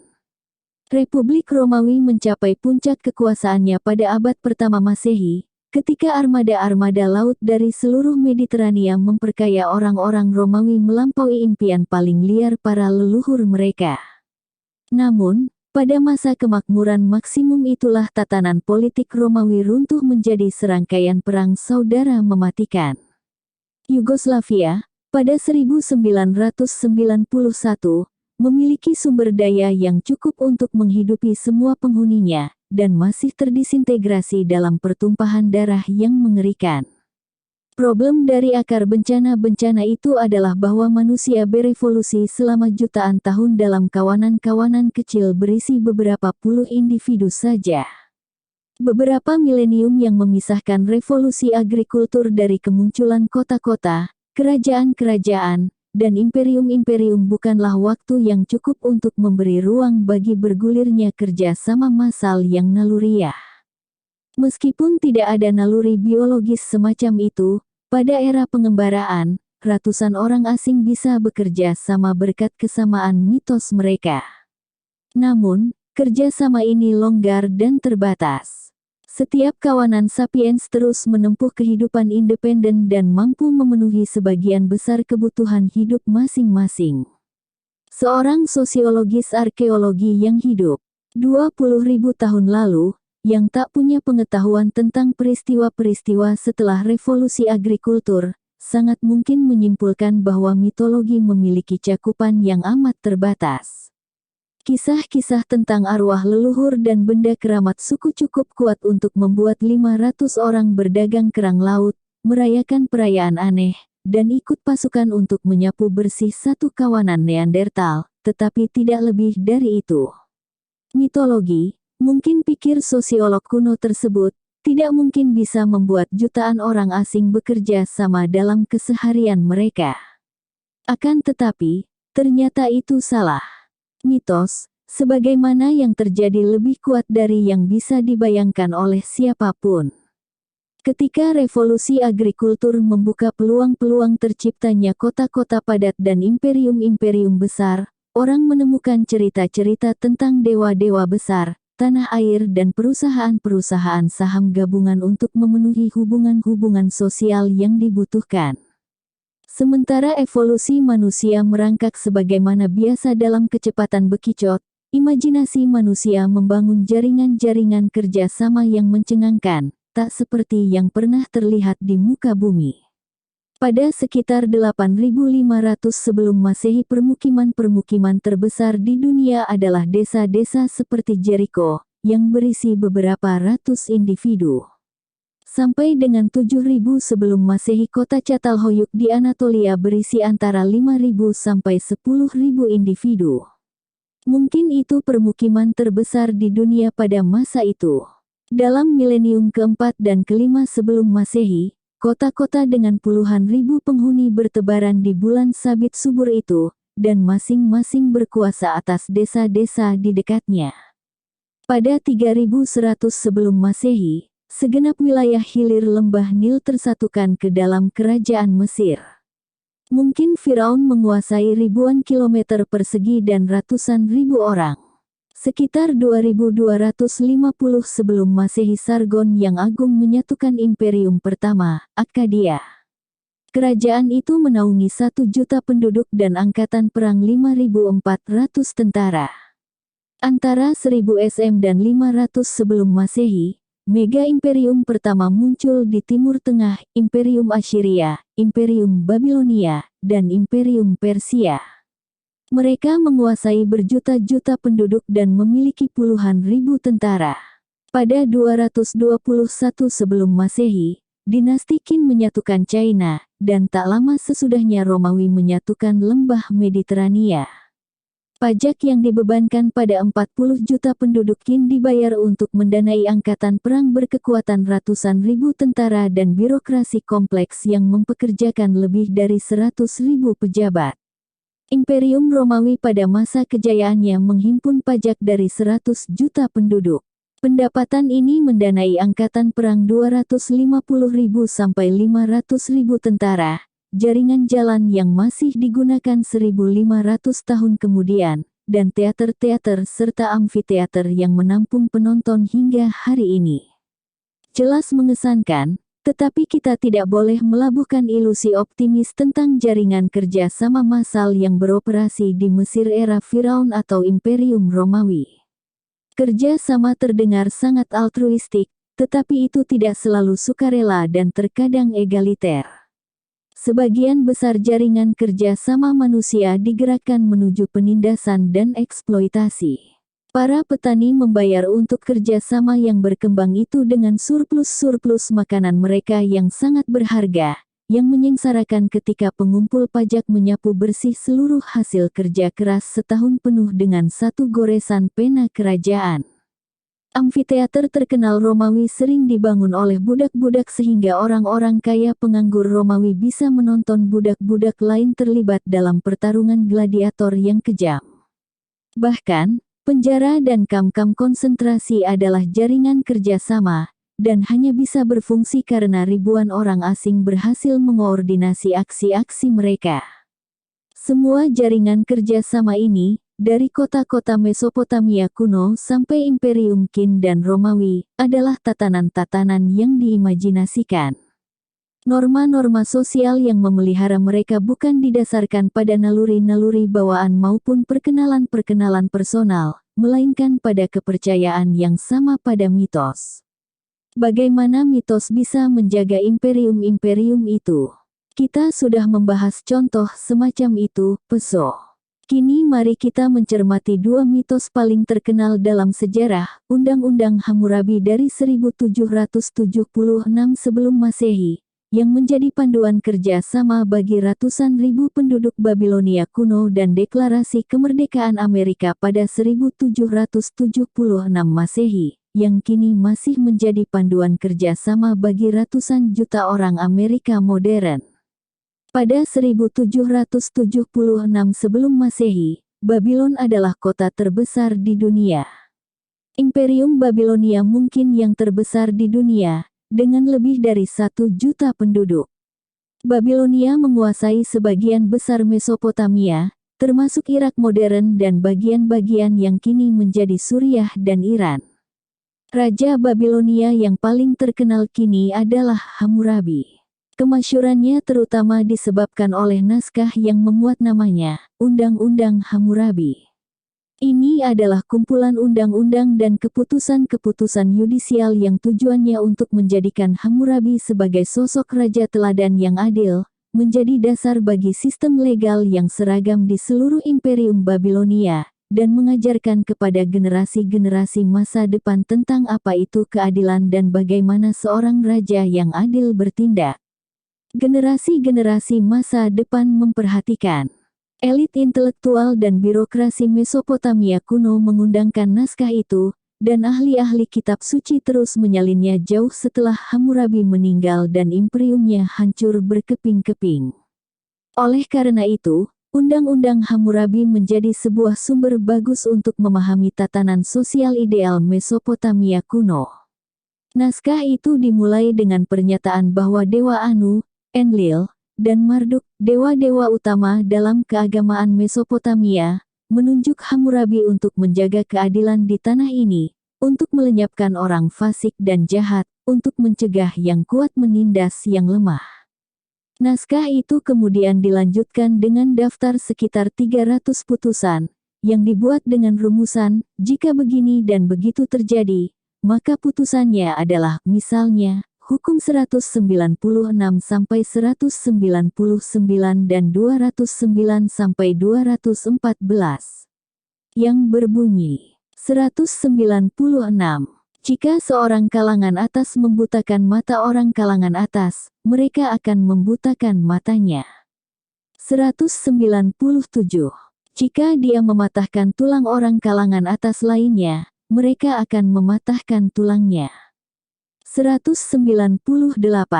Jika dia membutakan mata orang biasa atau mematahkan tulang orang biasa, dia harus membayar 60 sekel perak. 199. Jika dia membutakan mata seorang budak milik orang kalangan atas atau mematahkan tulang seorang budak milik orang kalangan atas, dia harus membayar 1,5 nilai budak dalam perak. 209. Jika seorang dari kalangan atas menyerang seorang perempuan dari kelas atas dan menyebabkan keguguran janin, dia harus membayar 10 sekel untuk janinnya. 210.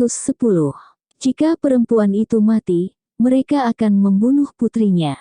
211. Jika dia menyebabkan perempuan dari kalangan biasa keguguran janin dengan pemukulan, dia harus membayar 5 sekel perak. 212. Jika perempuan itu mati, dia harus membayar 30 sekel perak. 213. Jika dia menyerang budak perempuan milik orang kalangan atas dan menyebabkan keguguran janin, dia harus membayar 2 sekel perak. 214. Jika perempuan itu mati, dia harus membayar 20 sekel perak. Setelah membuat daftar hukuman itu, Hammurabi kembali mendeklarasikan bahwa ini adalah keputusan-keputusan yang adil yang ditetapkan oleh Hammurabi, raja yang cekap, dan dengan demikian mengarahkan negeri ini ke jalan kebenaran dan jalan hidup yang benar.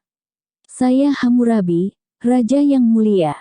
Saya tidak gegabah atau abai terhadap manusia, menganugerahkan kepedulian saya atas nama Dewa Enlil, dan bersama mereka yang bersama Dewa Marduk mengutus saya.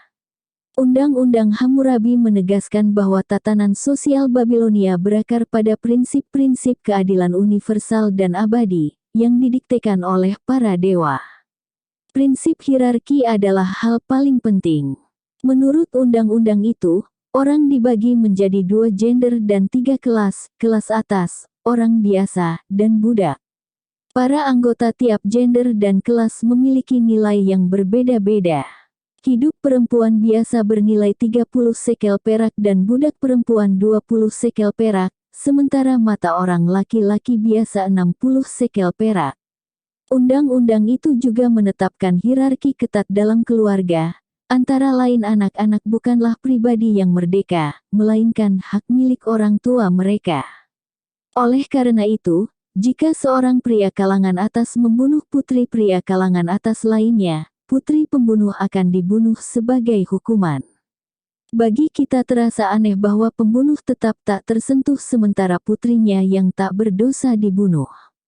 Namun, bagi Hammurabi dan masyarakat Babilonia ini keadilan yang sempurna. Undang-undang Hammurabi didasarkan pada premis bahwa jika seluruh rakyat raja menerima posisi mereka dalam hierarki dan bertindak sesuai posisinya, imperium berpenghuni jutaan orang itu akan mampu bekerja sama secara efektif. Maka, masyarakat mereka bisa memproduksi makanan yang cukup bagi anggotanya, mendistribusikannya secara efisien, melindungi mereka dari musuh, dan memperluas teritori agar dapat memperoleh kekayaan lebih banyak dan jaminan yang lebih baik. Sekitar 3.500 tahun setelah kematian Hammurabi, para penduduk koloni ke-13 Inggris di Amerika Utara merasakan bahwa Raja Inggris memperlakukan mereka secara tidak adil. Para perwakilan mereka berkumpul di kota Philadelphia, dan pada tanggal 4 Juli tahun 1776 koloni itu mendeklarasikan bahwa para penduduk tidak lagi berada di bawah kekuasaan mahkota Inggris. Deklarasi kemerdekaan menyatakan prinsip-prinsip keadilan yang universal dan abadi, yang sebagaimana Undang-Undang Hammurabi terilhami oleh kekuasaan Tuhan. Meskipun demikian, prinsip paling penting yang diajarkan oleh dewa Amerika sedikit berbeda dari prinsip yang diajarkan oleh dewa-dewa Babilonia. Deklarasi kemerdekaan Amerika menegaskan bahwa kami berpendirian kebenaran ini ada dengan sendirinya, bahwa semua manusia diciptakan setara, bahwa mereka dibekali oleh pencipta dengan hak-hak yang tak bisa diambil, antara lain hak hidup, kebebasan, dan mencari kebahagiaan. Seperti halnya Undang-Undang Hammurabi, dokumen pendirian Amerika menjanjikan bahwa jika tindakan manusia sesuai dengan prinsip-prinsipnya yang sakral, jutaan orang akan bisa bekerja sama secara efektif, hidup aman dan damai dalam masyarakat yang adil dan makmur.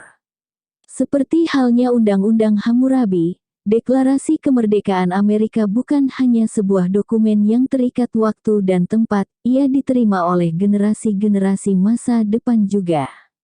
Selama lebih dari 200 tahun, anak-anak sekolah Amerika menyalin dan mempelajarinya dengan sepenuh hati. Kedua naskah itu menyodorkan kepada kita sebuah dilema yang jelas. Keduanya, yakni Undang-Undang Hammurabi dan Deklarasi Kemerdekaan Amerika, mengklaim pernyataan prinsip-prinsip keadilan universal dan abadi, tetapi menurut orang Amerika semua orang setara, sementara menurut orang Babilonia setiap orang sudah pasti tidak setara. Tentu saja, orang Amerika akan mengatakan bahwa merekalah yang benar, dan Hammurabi salah. Secara alamiah, Hammurabi akan menyergah dialah yang benar, dan orang Amerika salah. Faktanya, keduanya salah. Hammurabi dan para pendiri Amerika sama-sama mengimajinasikan sebuah realitas yang diatur oleh prinsip-prinsip keadilan yang universal dan kekal, seperti kesetaraan atau hierarki. Padahal, satu-satunya tempat yang memungkinkan prinsip-prinsip universal semacam itu adalah dalam imajinasi subur sapiens, dan dalam mitos yang mereka ciptakan dan sebarkan. Prinsip-prinsip ini tidak punya validitas objektif. Mudah bagi kita untuk menerima bahwa pembagian orang menjadi kelas atas dan orang biasa adalah sebuah isapan jempol imajinasi. Namun, ide bahwa seluruh manusia setara juga sebuah mitos. Dalam pengertian apa seluruh manusia setara dengan yang lainnya? Adakah realitas objektif, di luar imajinasi manusia yang di dalamnya kita semua benar-benar setara? Apakah seluruh manusia setara dengan yang lainnya secara biologis? Mari kita coba menerjemahkan baris paling terkenal dari Deklarasi Kemerdekaan Amerika ke dalam terminologi biologis. Kami berpendirian kebenaran ini ada dengan sendirinya, bahwa semua manusia diciptakan setara, bahwa mereka dibekali oleh pencipta dengan hak-hak pasti yang tak bisa diambil, antara lain hak hidup, kebebasan, dan mencari kebahagiaan. Menurut ilmu biologi, orang tidak diciptakan. Mereka berevolusi. Dan mereka pasti tidak berevolusi untuk menjadi setara. Ide kesetaraan terjalin erat dengan ide penciptaan. Orang-orang Amerika mendapatkan ide kesetaraan dari Kristen, yang mengajarkan bahwa setiap orang memiliki jiwa ciptaan ilahi, dan seluruh jiwa setara di hadapan Tuhan. Namun, jika kita tidak mempercayai mitos Kristen tentang Tuhan, penciptaan, dan jiwa, lalu apa maknanya bahwa setiap orang setara? Evolusi didasarkan pada perbedaan, bukan pada kesetaraan. Setiap orang membawa kode genetik yang berbeda-beda, dan terpapar sejak lahir pada pengaruh-pengaruh lingkungan yang berbeda-beda pula. Ini menyebabkan perkembangan kualitas yang berbeda-beda yang menjadikan peluang survival mereka juga berbeda-beda. Oleh karena itu, diciptakan setara harus diterjemahkan menjadi berevolusi secara berbeda. Sebagaimana orang-orang tidak pernah diciptakan, maka demikian pula menurut ilmu biologi, tidak ada pencipta yang membekali mereka dengan apapun. Hanya ada proses evolusi yang buta, tanpa tujuan apapun, yang mengarah pada kelahiran individu-individu. Dibekali oleh pencipta mereka, harus diterjemahkan begitu saja menjadi dilahirkan. Demikian pula, tidak ada sesuatu yang dinamakan hak dalam biologi. Yang ada hanyalah organ-organ, kemampuan-kemampuan, dan karakteristik-karakteristik. Burung-burung terbang bukan karena mereka memiliki hak untuk terbang, melainkan karena mereka memiliki sayap. Dan tidak benar bahwa organ-organ, kemampuan-kemampuan, dan karakteristik-karakteristik ini tidak bisa diambil. Banyak dari mereka mengalami mutasi-mutasi yang konstan, dan bisa hilang sama sekali dari waktu ke waktu. Burung unta adalah burung yang kehilangan kemampuannya untuk terbang. Jadi, hak yang tak bisa diambil harus diterjemahkan menjadi ciri-ciri yang bisa bermutasi. Dan apa sesungguhnya karakteristik yang berevolusi pada manusia?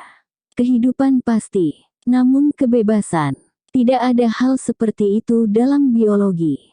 Sebagaimana kesetaraan, hak, dan liabilitas terbatas perusahaan, kebebasan adalah sesuatu yang diciptakan orang dan ada hanya dalam imajinasi mereka. Dari sudut pandang biologi, tidak ada artinya mengatakan bahwa manusia dalam masyarakat demokratis adalah bebas, sedangkan manusia dalam kediktatoran tidak bebas. Dan bagaimana dengan kebahagiaan? Sejauh ini riset biologi gagal menyodorkan definisi yang jelas tentang kebahagiaan atau cara untuk mengukurnya secara objektif. Sebagian besar studi biologi mengakui hanya eksistensi kesenangan, yang lebih mudah didefinisikan dan diukur. Jadi kehidupan, kebebasan, dan pencarian kebahagiaan harus diterjemahkan menjadi kehidupan dan pencarian kesenangan. Maka inilah garis dari Deklarasi Kemerdekaan Amerika yang diterjemahkan ke dalam terminologi biologi. Kami mengakui bahwa kebenaran untuk ada dengan sendirinya, bahwa semua manusia berevolusi secara berbeda, bahwa mereka dilahirkan dengan karakteristik-karakteristik tertentu yang bisa bermutasi, dan bahwa di antaranya adalah kehidupan dan pencarian kebahagiaan. Para pendukung kesetaraan hak-hak manusia mungkin jengkel dengan garis pemikiran ini. Respons mereka mungkin begini, kami tahu bahwa orang-orang memang tidak setara secara biologis. Namun, jika kita yakin bahwa kita semua setara secara esensi, itu akan memungkinkan kita menciptakan sebuah masyarakat yang stabil dan makmur. Saya tak mau menentang argumentasi itu. Inilah sesungguhnya yang saya maksud dengan tatanan yang diimajinasikan. Kita mempercayai suatu tatanan tertentu bukan karena secara objektif benar, melainkan karena mempercayainya memungkinkan kita bekerja sama secara efektif dan membangun masyarakat yang lebih baik. Tatanan yang diimajinasikan bukanlah konspirasi jahat atau fatamorgana yang sia-sia, melainkan itulah satu-satunya cara manusia dalam jumlah besar bisa bekerja sama secara efektif. Namun, camkan bahwa Hammurabi mungkin akan mempertahankan prinsip hierarkinya dengan menggunakan logika yang sama. Saya tahu bahwa orang-orang kalangan atas, orang biasa, dan budak, memang tidak secara inheren jenis orang berbeda-beda. Namun, jika kita yakin bahwa mereka berbeda, itu akan memungkinkan kita menciptakan masyarakat yang stabil dan makmur. Penganut sejati, tentu tak sedikit pembaca menggeliang-geliut di atas kursi sewaktu membaca paragraf-paragraf tadi. Sebagian besar kita pada masa kini memang dididik untuk bereaksi seperti itu. Mudah untuk menerima bahwa Undang-Undang Hammurabi adalah sebuah mitos, tetapi kita tidak ingin mendengar bahwa hak asasi manusia juga adalah mitos. Jika orang-orang menyadari bahwa hak asasi manusia hanya ada dalam imajinasi, adakah bahaya yang menyebabkan masyarakat kita runtuh? Voltaire berkata tentang Tuhan bahwa, tidak ada Tuhan, tetapi jangan katakan kepada pelayan saya kalau tak ingin dia membunuh saya malam ini. Hammurabi mungkin akan berkata hal yang sama tentang prinsip-prinsip hierarkinya, juga Thomas Jefferson tentang hak asasi manusia. Homo sapiens tak punya hak-hak alamiah, sebagaimana laba-laba, hiena dan simpanse juga tak punya hak-hak alamiah. Namun, jangan katakan kepada para pelayan kami kalau tak ingin mereka membunuh kami malam ini. Ketakutan seperti itu bisa dibenarkan. Sebuah tatanan natural adalah tatanan yang stabil. Tak ada peluang bahwa gravitasi akan berhenti berfungsi besok, bahkan jika orang-orang berhenti mempercayainya. Sebaliknya, sebuah tatanan yang diimajinasikan selalu berisiko runtuh karena ia tergantung pada mitos, dan mitos musnah begitu orang berhenti mempercayainya. Demi mengawal sebuah tatanan yang diimajinasikan, upaya-upaya terus-menerus dan keras wajib dilakukan. Sebagian dari upaya ini mengambil bentuk kekerasan dan kekejaman. Angkatan perang, pasukan polisi, pengadilan, dan penjara terus bekerja memaksa orang-orang untuk bertindak sesuai dengan tatanan yang diimajinasikan. Jika seorang Babilonia kuno membutakan tetangganya, kekerasan biasanya diperlukan dalam rangka menegakkan hukum, mata dibalas mata. Ketika pada 1860 mayoritas penduduk Amerika menyimpulkan bahwa budak-budak Afrika adalah manusia dan karena itu harus menikmati hak kebebasan, dibutuhkan perang saudara yang berdarah-darah untuk membuat negara-negara bagian di selatan tunduk patuh. Meskipun demikian, sebuah tatanan yang diimajinasikan tidak hanya bisa dipelihara dengan kekerasan. Ia juga membutuhkan penganut sejati. Pangeran Talleyrand, yang memulai kariernya yang mirip bunglon di bawah Louis ke-16, belakangan mengabdi kepada rezim revolusioner dan Napoleonik, dan membelotkan kesetiaannya pada masa akhir kehidupan dengan bekerja untuk monarki yang dipulihkan. Ia merangkum dekade-dekade pengalamannya dalam pemerintahan dengan mengatakan bahwa, Anda bisa melakukan banyak hal dengan bayonet, tetapi agak tidak nyaman untuk duduk di atasnya. Satu orang pendeta seringkali bisa melakukan pekerjaan yang biasanya dilakukan oleh 100 tentara, jauh lebih murah dan efektif. Lebih dari itu, seberapapun efisiennya bayonet, tetap harus ada orang yang menggunakannya. Mengapa harus tentara, sipir, hakim, dan polisi yang mempertahankan tatanan yang diimajinasikan, yang tidak mereka yakini? Dari semua aktivitas kolektif manusia, satu yang paling sulit diorganisasi adalah kekerasan. Untuk mengatakan bahwa sebuah tatanan sosial dipertahankan dengan kekuatan militer langsung menimbulkan pertanyaan, apa yang mempertahankan tatanan militer? Tidak mungkin mengorganisasi sebuah angkatan hanya dengan kekerasan semata. Paling tidak, para komandan dan tentara harus benar-benar mempercayai sesuatu, entah itu Tuhan, kehormatan, tanah air, kejantanan, atau uang. Ada satu pertanyaan yang lebih menarik, yakni tentang mereka yang berdiri di puncak piramida sosial. Mengapa mereka ingin menegakkan tatanan yang diimajinasikan jika mereka sendiri tidak mempercayainya?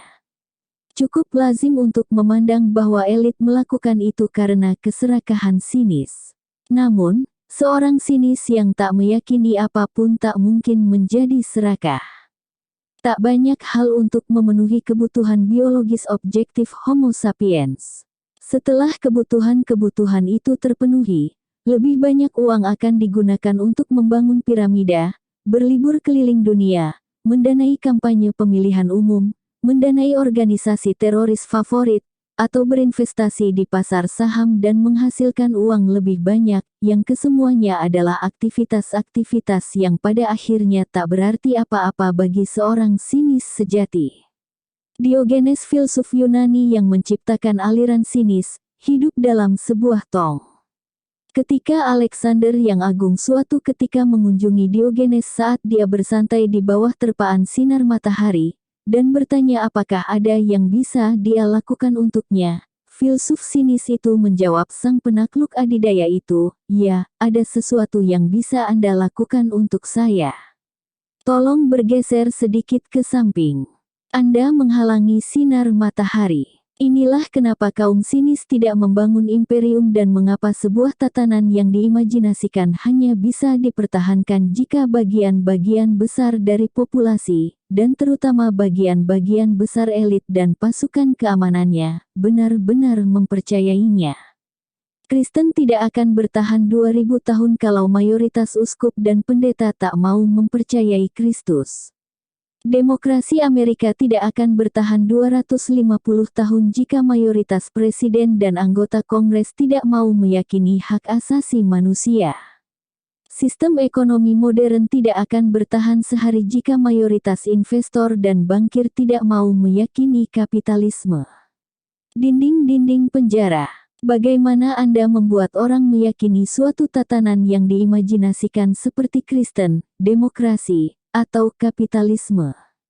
Pertama, Anda tidak pernah mengakui bahwa tatanan itu adalah imajinasi.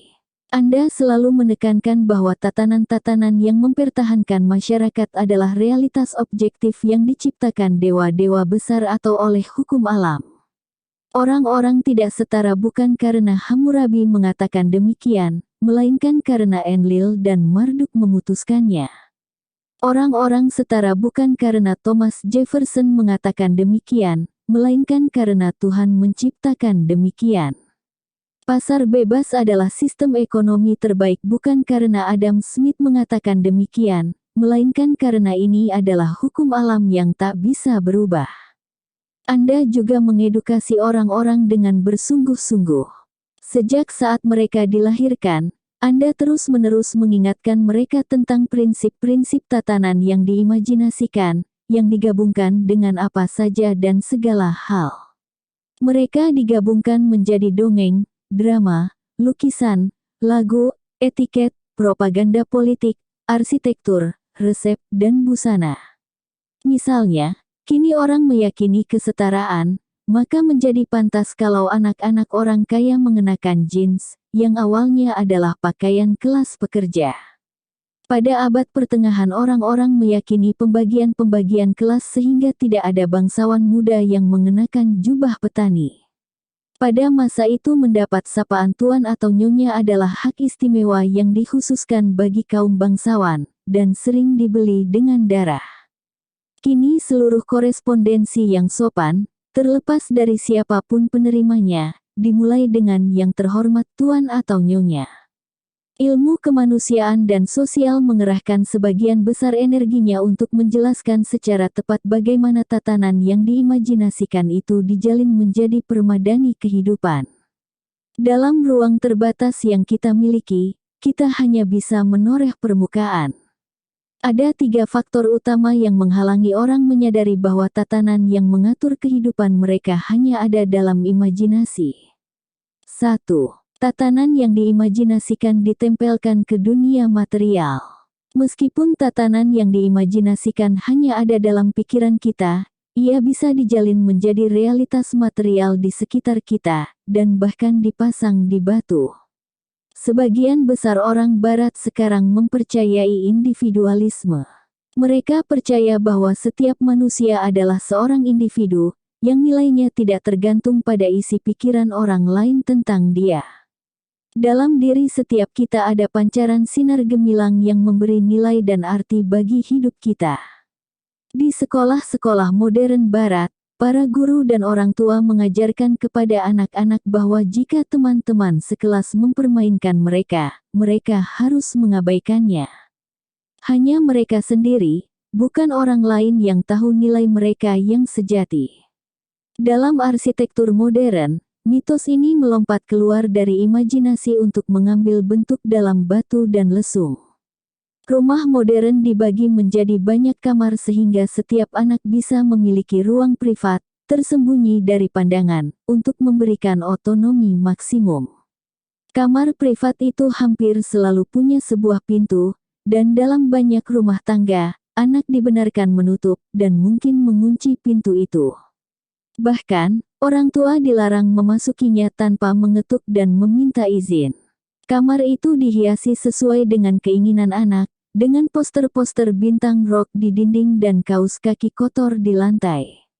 Seseorang yang tumbuh dalam ruang seperti itu tidak bisa tidak membayangkan diri sebagai seorang individu, nilai dirinya yang sejati memancar dari dalam, bukan dari luar. Kaum bangsawan abad pertengahan tidak mempercayai individualisme. Nilai seseorang ditentukan oleh tempat mereka dalam hierarki sosial dan oleh apa yang orang lain katakan tentang mereka. Ditertawai adalah penghinaan mengerikan. Para bangsawan abad pertengahan mengajarkan kepada anak-anak mereka untuk melindungi nama baik dengan harga apapun. Sebagaimana individualisme modern, sistem nilai abad pertengahan meninggalkan imajinasi itu dan termanifestasi dalam batu kastel-kastel. Kastel jarang berisi kamar-kamar privat untuk anak-anak atau siapapun yang lain dalam hal ini. Anak remaja laki-laki dari seorang baron abad pertengahan tidak memiliki kamar privat di lantai 2 kastel, dengan poster-poster Richard the Lionheart dan King Arthur di dinding serta pintu yang terkunci sehingga orang tua tidak dibolehkan membukanya.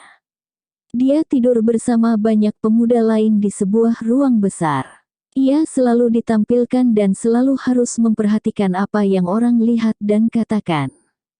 Seseorang yang tumbuh dalam kondisi semacam itu secara alamiah menyimpulkan bahwa nilai sejati seorang pria ditentukan oleh tempatnya dalam hierarki sosial dan oleh apa yang dikatakan orang tentang dirinya. 2. Tatanan yang diimajinasikan membentuk hasrat kita. Sebagian besar orang tidak ingin menerima bahwa tatanan yang mengatur kehidupan mereka adalah imajiner, tetapi faktanya setiap orang dilahirkan dalam sebuah tatanan yang diimajinasikan, yang sudah ada sebelumnya, dan hasratnya dibentuk sejak lahir oleh mitos-mitos dominan yang ada di dalamnya. Oleh karena itu, hasrat-hasrat personal kita menjadi pertahanan yang paling penting dari tatanan yang diimajinasikan tersebut. Misalnya, hasrat paling menonjol dari orang barat masa kini dibentuk oleh mitos-mitos romantik, nasionalis, kapitalis, dan humanis yang sudah ada selama berabad-abad. Orang-orang yang berteman saling menasihati, ikuti kata hatimu. Namun, hati adalah agen ganda yang biasanya mengambil instruksi dari mitos-mitos dominan yang berlaku pada masa itu, dan rekomendasi ikuti kata hatimu ditanamkan dalam pikiran kita oleh sebuah kombinasi mitos-mitos romantik abad ke-19 dan mitos-mitos konsumeris abad ke-20. Perusahaan Coca-Cola, misalnya telah memasarkan Diet Coke ke seluruh dunia dengan slogan, Diet Coke. Lakukan apa yang terasa enak. Bahkan, apa yang dianggap orang sebagai hasrat paling personal biasanya diprogram oleh tatanan yang diimajinasikan. Mari perhatikan, misalnya hasrat populer untuk berlibur ke luar negeri. Tidak ada yang natural atau jelas dalam hal ini. Seekor simpanse pejantan alfa tidak akan pernah berpikir menggunakan kekuasaannya untuk pergi berlibur ke teritori kawanan simpanse tetangganya. Elit Mesir kuno menghabiskan harta bendanya untuk membangun piramida dan memumi mayat-mayat mereka, tetapi tak ada di antara mereka yang berpikir tentang berbelanja di Babylon atau liburan main ski di Polynesia. Orang-orang masa kini menghabiskan banyak uang untuk berlibur ke luar negeri karena mereka adalah penganut sejati mitos konsumerisme romantik. Romantisisme mengatakan kepada kita bahwa dalam rangka menciptakan sebagian besar potensi kemanusiaan, kita perlu memiliki sebanyak mungkin pengalaman yang berbeda. Kita harus membuka diri pada spektrum emosi yang luas. Kita harus mencoba berbagai macam hubungan, kita harus mencoba makanan-makanan yang berbeda, kita harus belajar menghargai gaya-gaya musik yang berbeda-beda.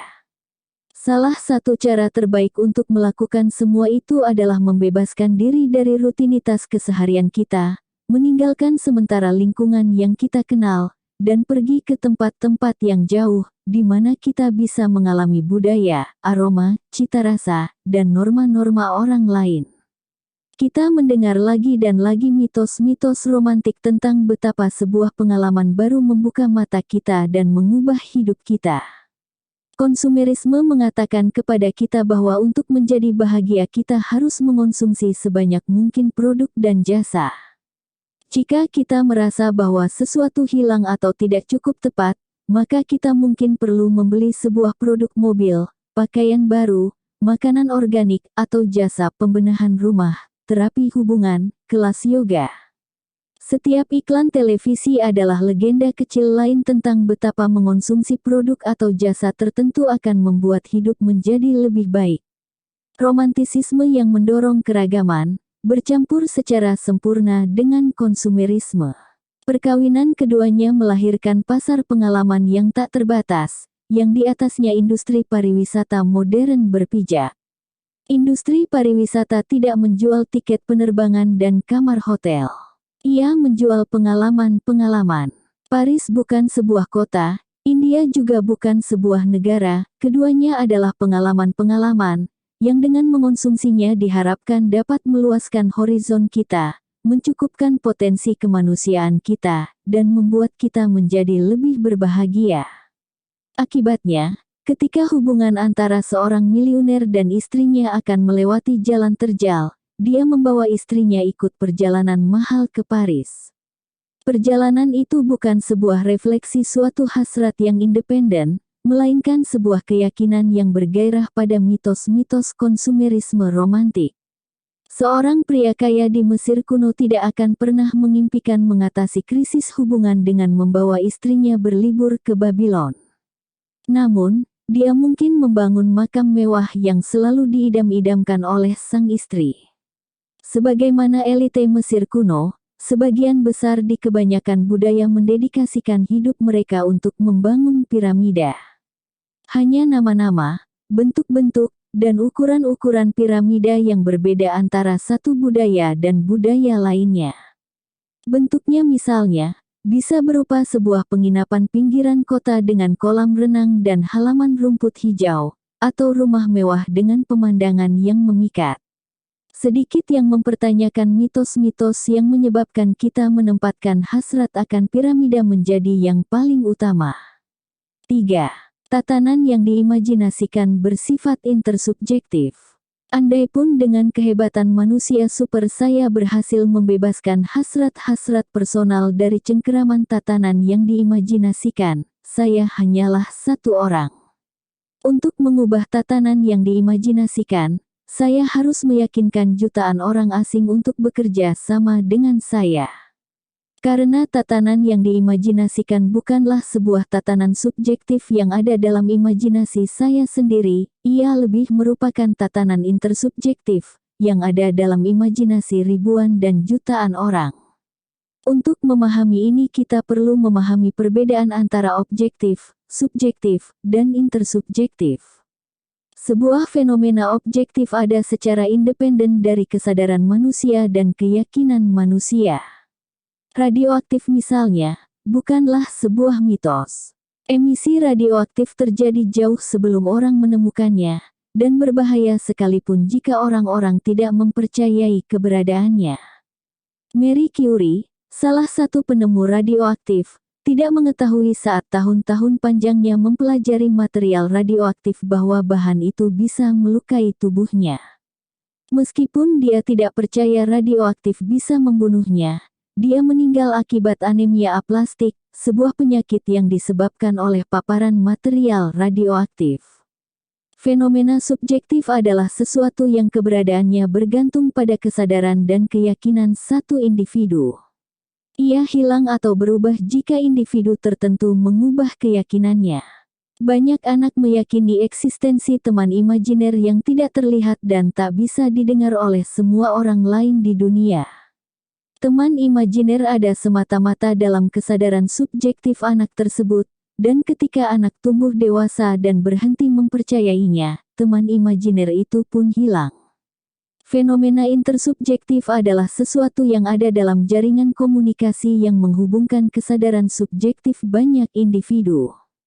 Jika satu individu mengubah keyakinannya, atau bahkan meninggal, maknanya tidak signifikan. Namun jika sebagian besar individu dalam jaringan itu mati atau mengubah keyakinannya, fenomena intersubjektif akan bermutasi atau menghilang. Fenomena intersubjektif bukan penipuan jahat maupun kepura-puraan tak bermakna. Keberadaannya memang berbeda dengan fenomena fisik seperti radioaktif, tetapi dampaknya pada dunia masih tetap besar. Banyak pengendali sejarah paling penting bersifat intersubjektif, hukum uang, dewa, negara. Pezzo misalnya, bukanlah teman imajiner dari CEO Pezzo. Perusahaan itu ada dalam imajinasi bersama jutaan orang. CEO mempercayai eksistensi perusahaan itu karena dewan direkturnya juga mempercayainya, sebagaimana banyak pengacara perusahaan, sekretaris di kantor, para kasir bank, dan para pialang di pasar saham, serta dealer-dealer mobil dari Prancis sampai Australia. Jika CEO sendiri tiba-tiba berhenti mempercayai eksistensi Pezzo, dia dengan cepat akan mendarat di rumah sakit jiwa dan seseorang akan menduduki jabatannya. Demikian pula dolar, hak asasi manusia, dan Amerika Serikat ada dalam imajinasi bersama miliaran orang, dan tak seorang pun individu bisa mengancam eksistensinya. Jika saya sendirian berhenti mempercayai dolar, hak asasi manusia, atau Amerika Serikat, tak akan berarti apa-apa. Tatanan-tatanan yang diimajinasikan ini bersifat intersubjektif sehingga untuk mengubahnya kita harus secara serempak mengubah kesadaran miliaran orang, sesuatu yang tidak mudah. Sebuah perubahan untuk ukuran sebesar itu hanya bisa dikerjakan dengan bantuan organisasi yang kompleks, seperti partai politik, gerakan ideologis, atau aliran keagamaan. Namun, dalam rangka membentuk organisasi yang kompleks semacam itu perlu meyakinkan banyak orang asing untuk mau bekerja sama satu dengan yang lain. Dan ini hanya akan terjadi jika orang-orang asing tersebut mempercayai mitos yang sama. Maka dari itu, untuk mengubah sebuah tatanan yang diimajinasikan, kita harus pertama-tama meyakini sebuah alternatif tatanan yang diimajinasikan. Untuk menghilangkan Pezzo, misalnya, kita perlu mengimajinasikan sesuatu yang lebih kuat, seperti sistem hukum Prancis. Dalam rangka menghilangkan sistem hukum Prancis, kita perlu mengimajinasikan sesuatu yang lebih kuat lagi, seperti negara Prancis. Dan jika kita ingin menghilangkannya juga, kita harus mengimajinasikan sesuatu yang jauh lebih kuat lagi. Tidak ada jalan untuk membebaskan diri dari tatanan yang diimajinasikan. Ketika kita menghancurkan penjara kita, dan berlari menuju kebebasan, kita sesungguhnya berlari menuju halaman yang lebih luas dari penjara yang lebih besar.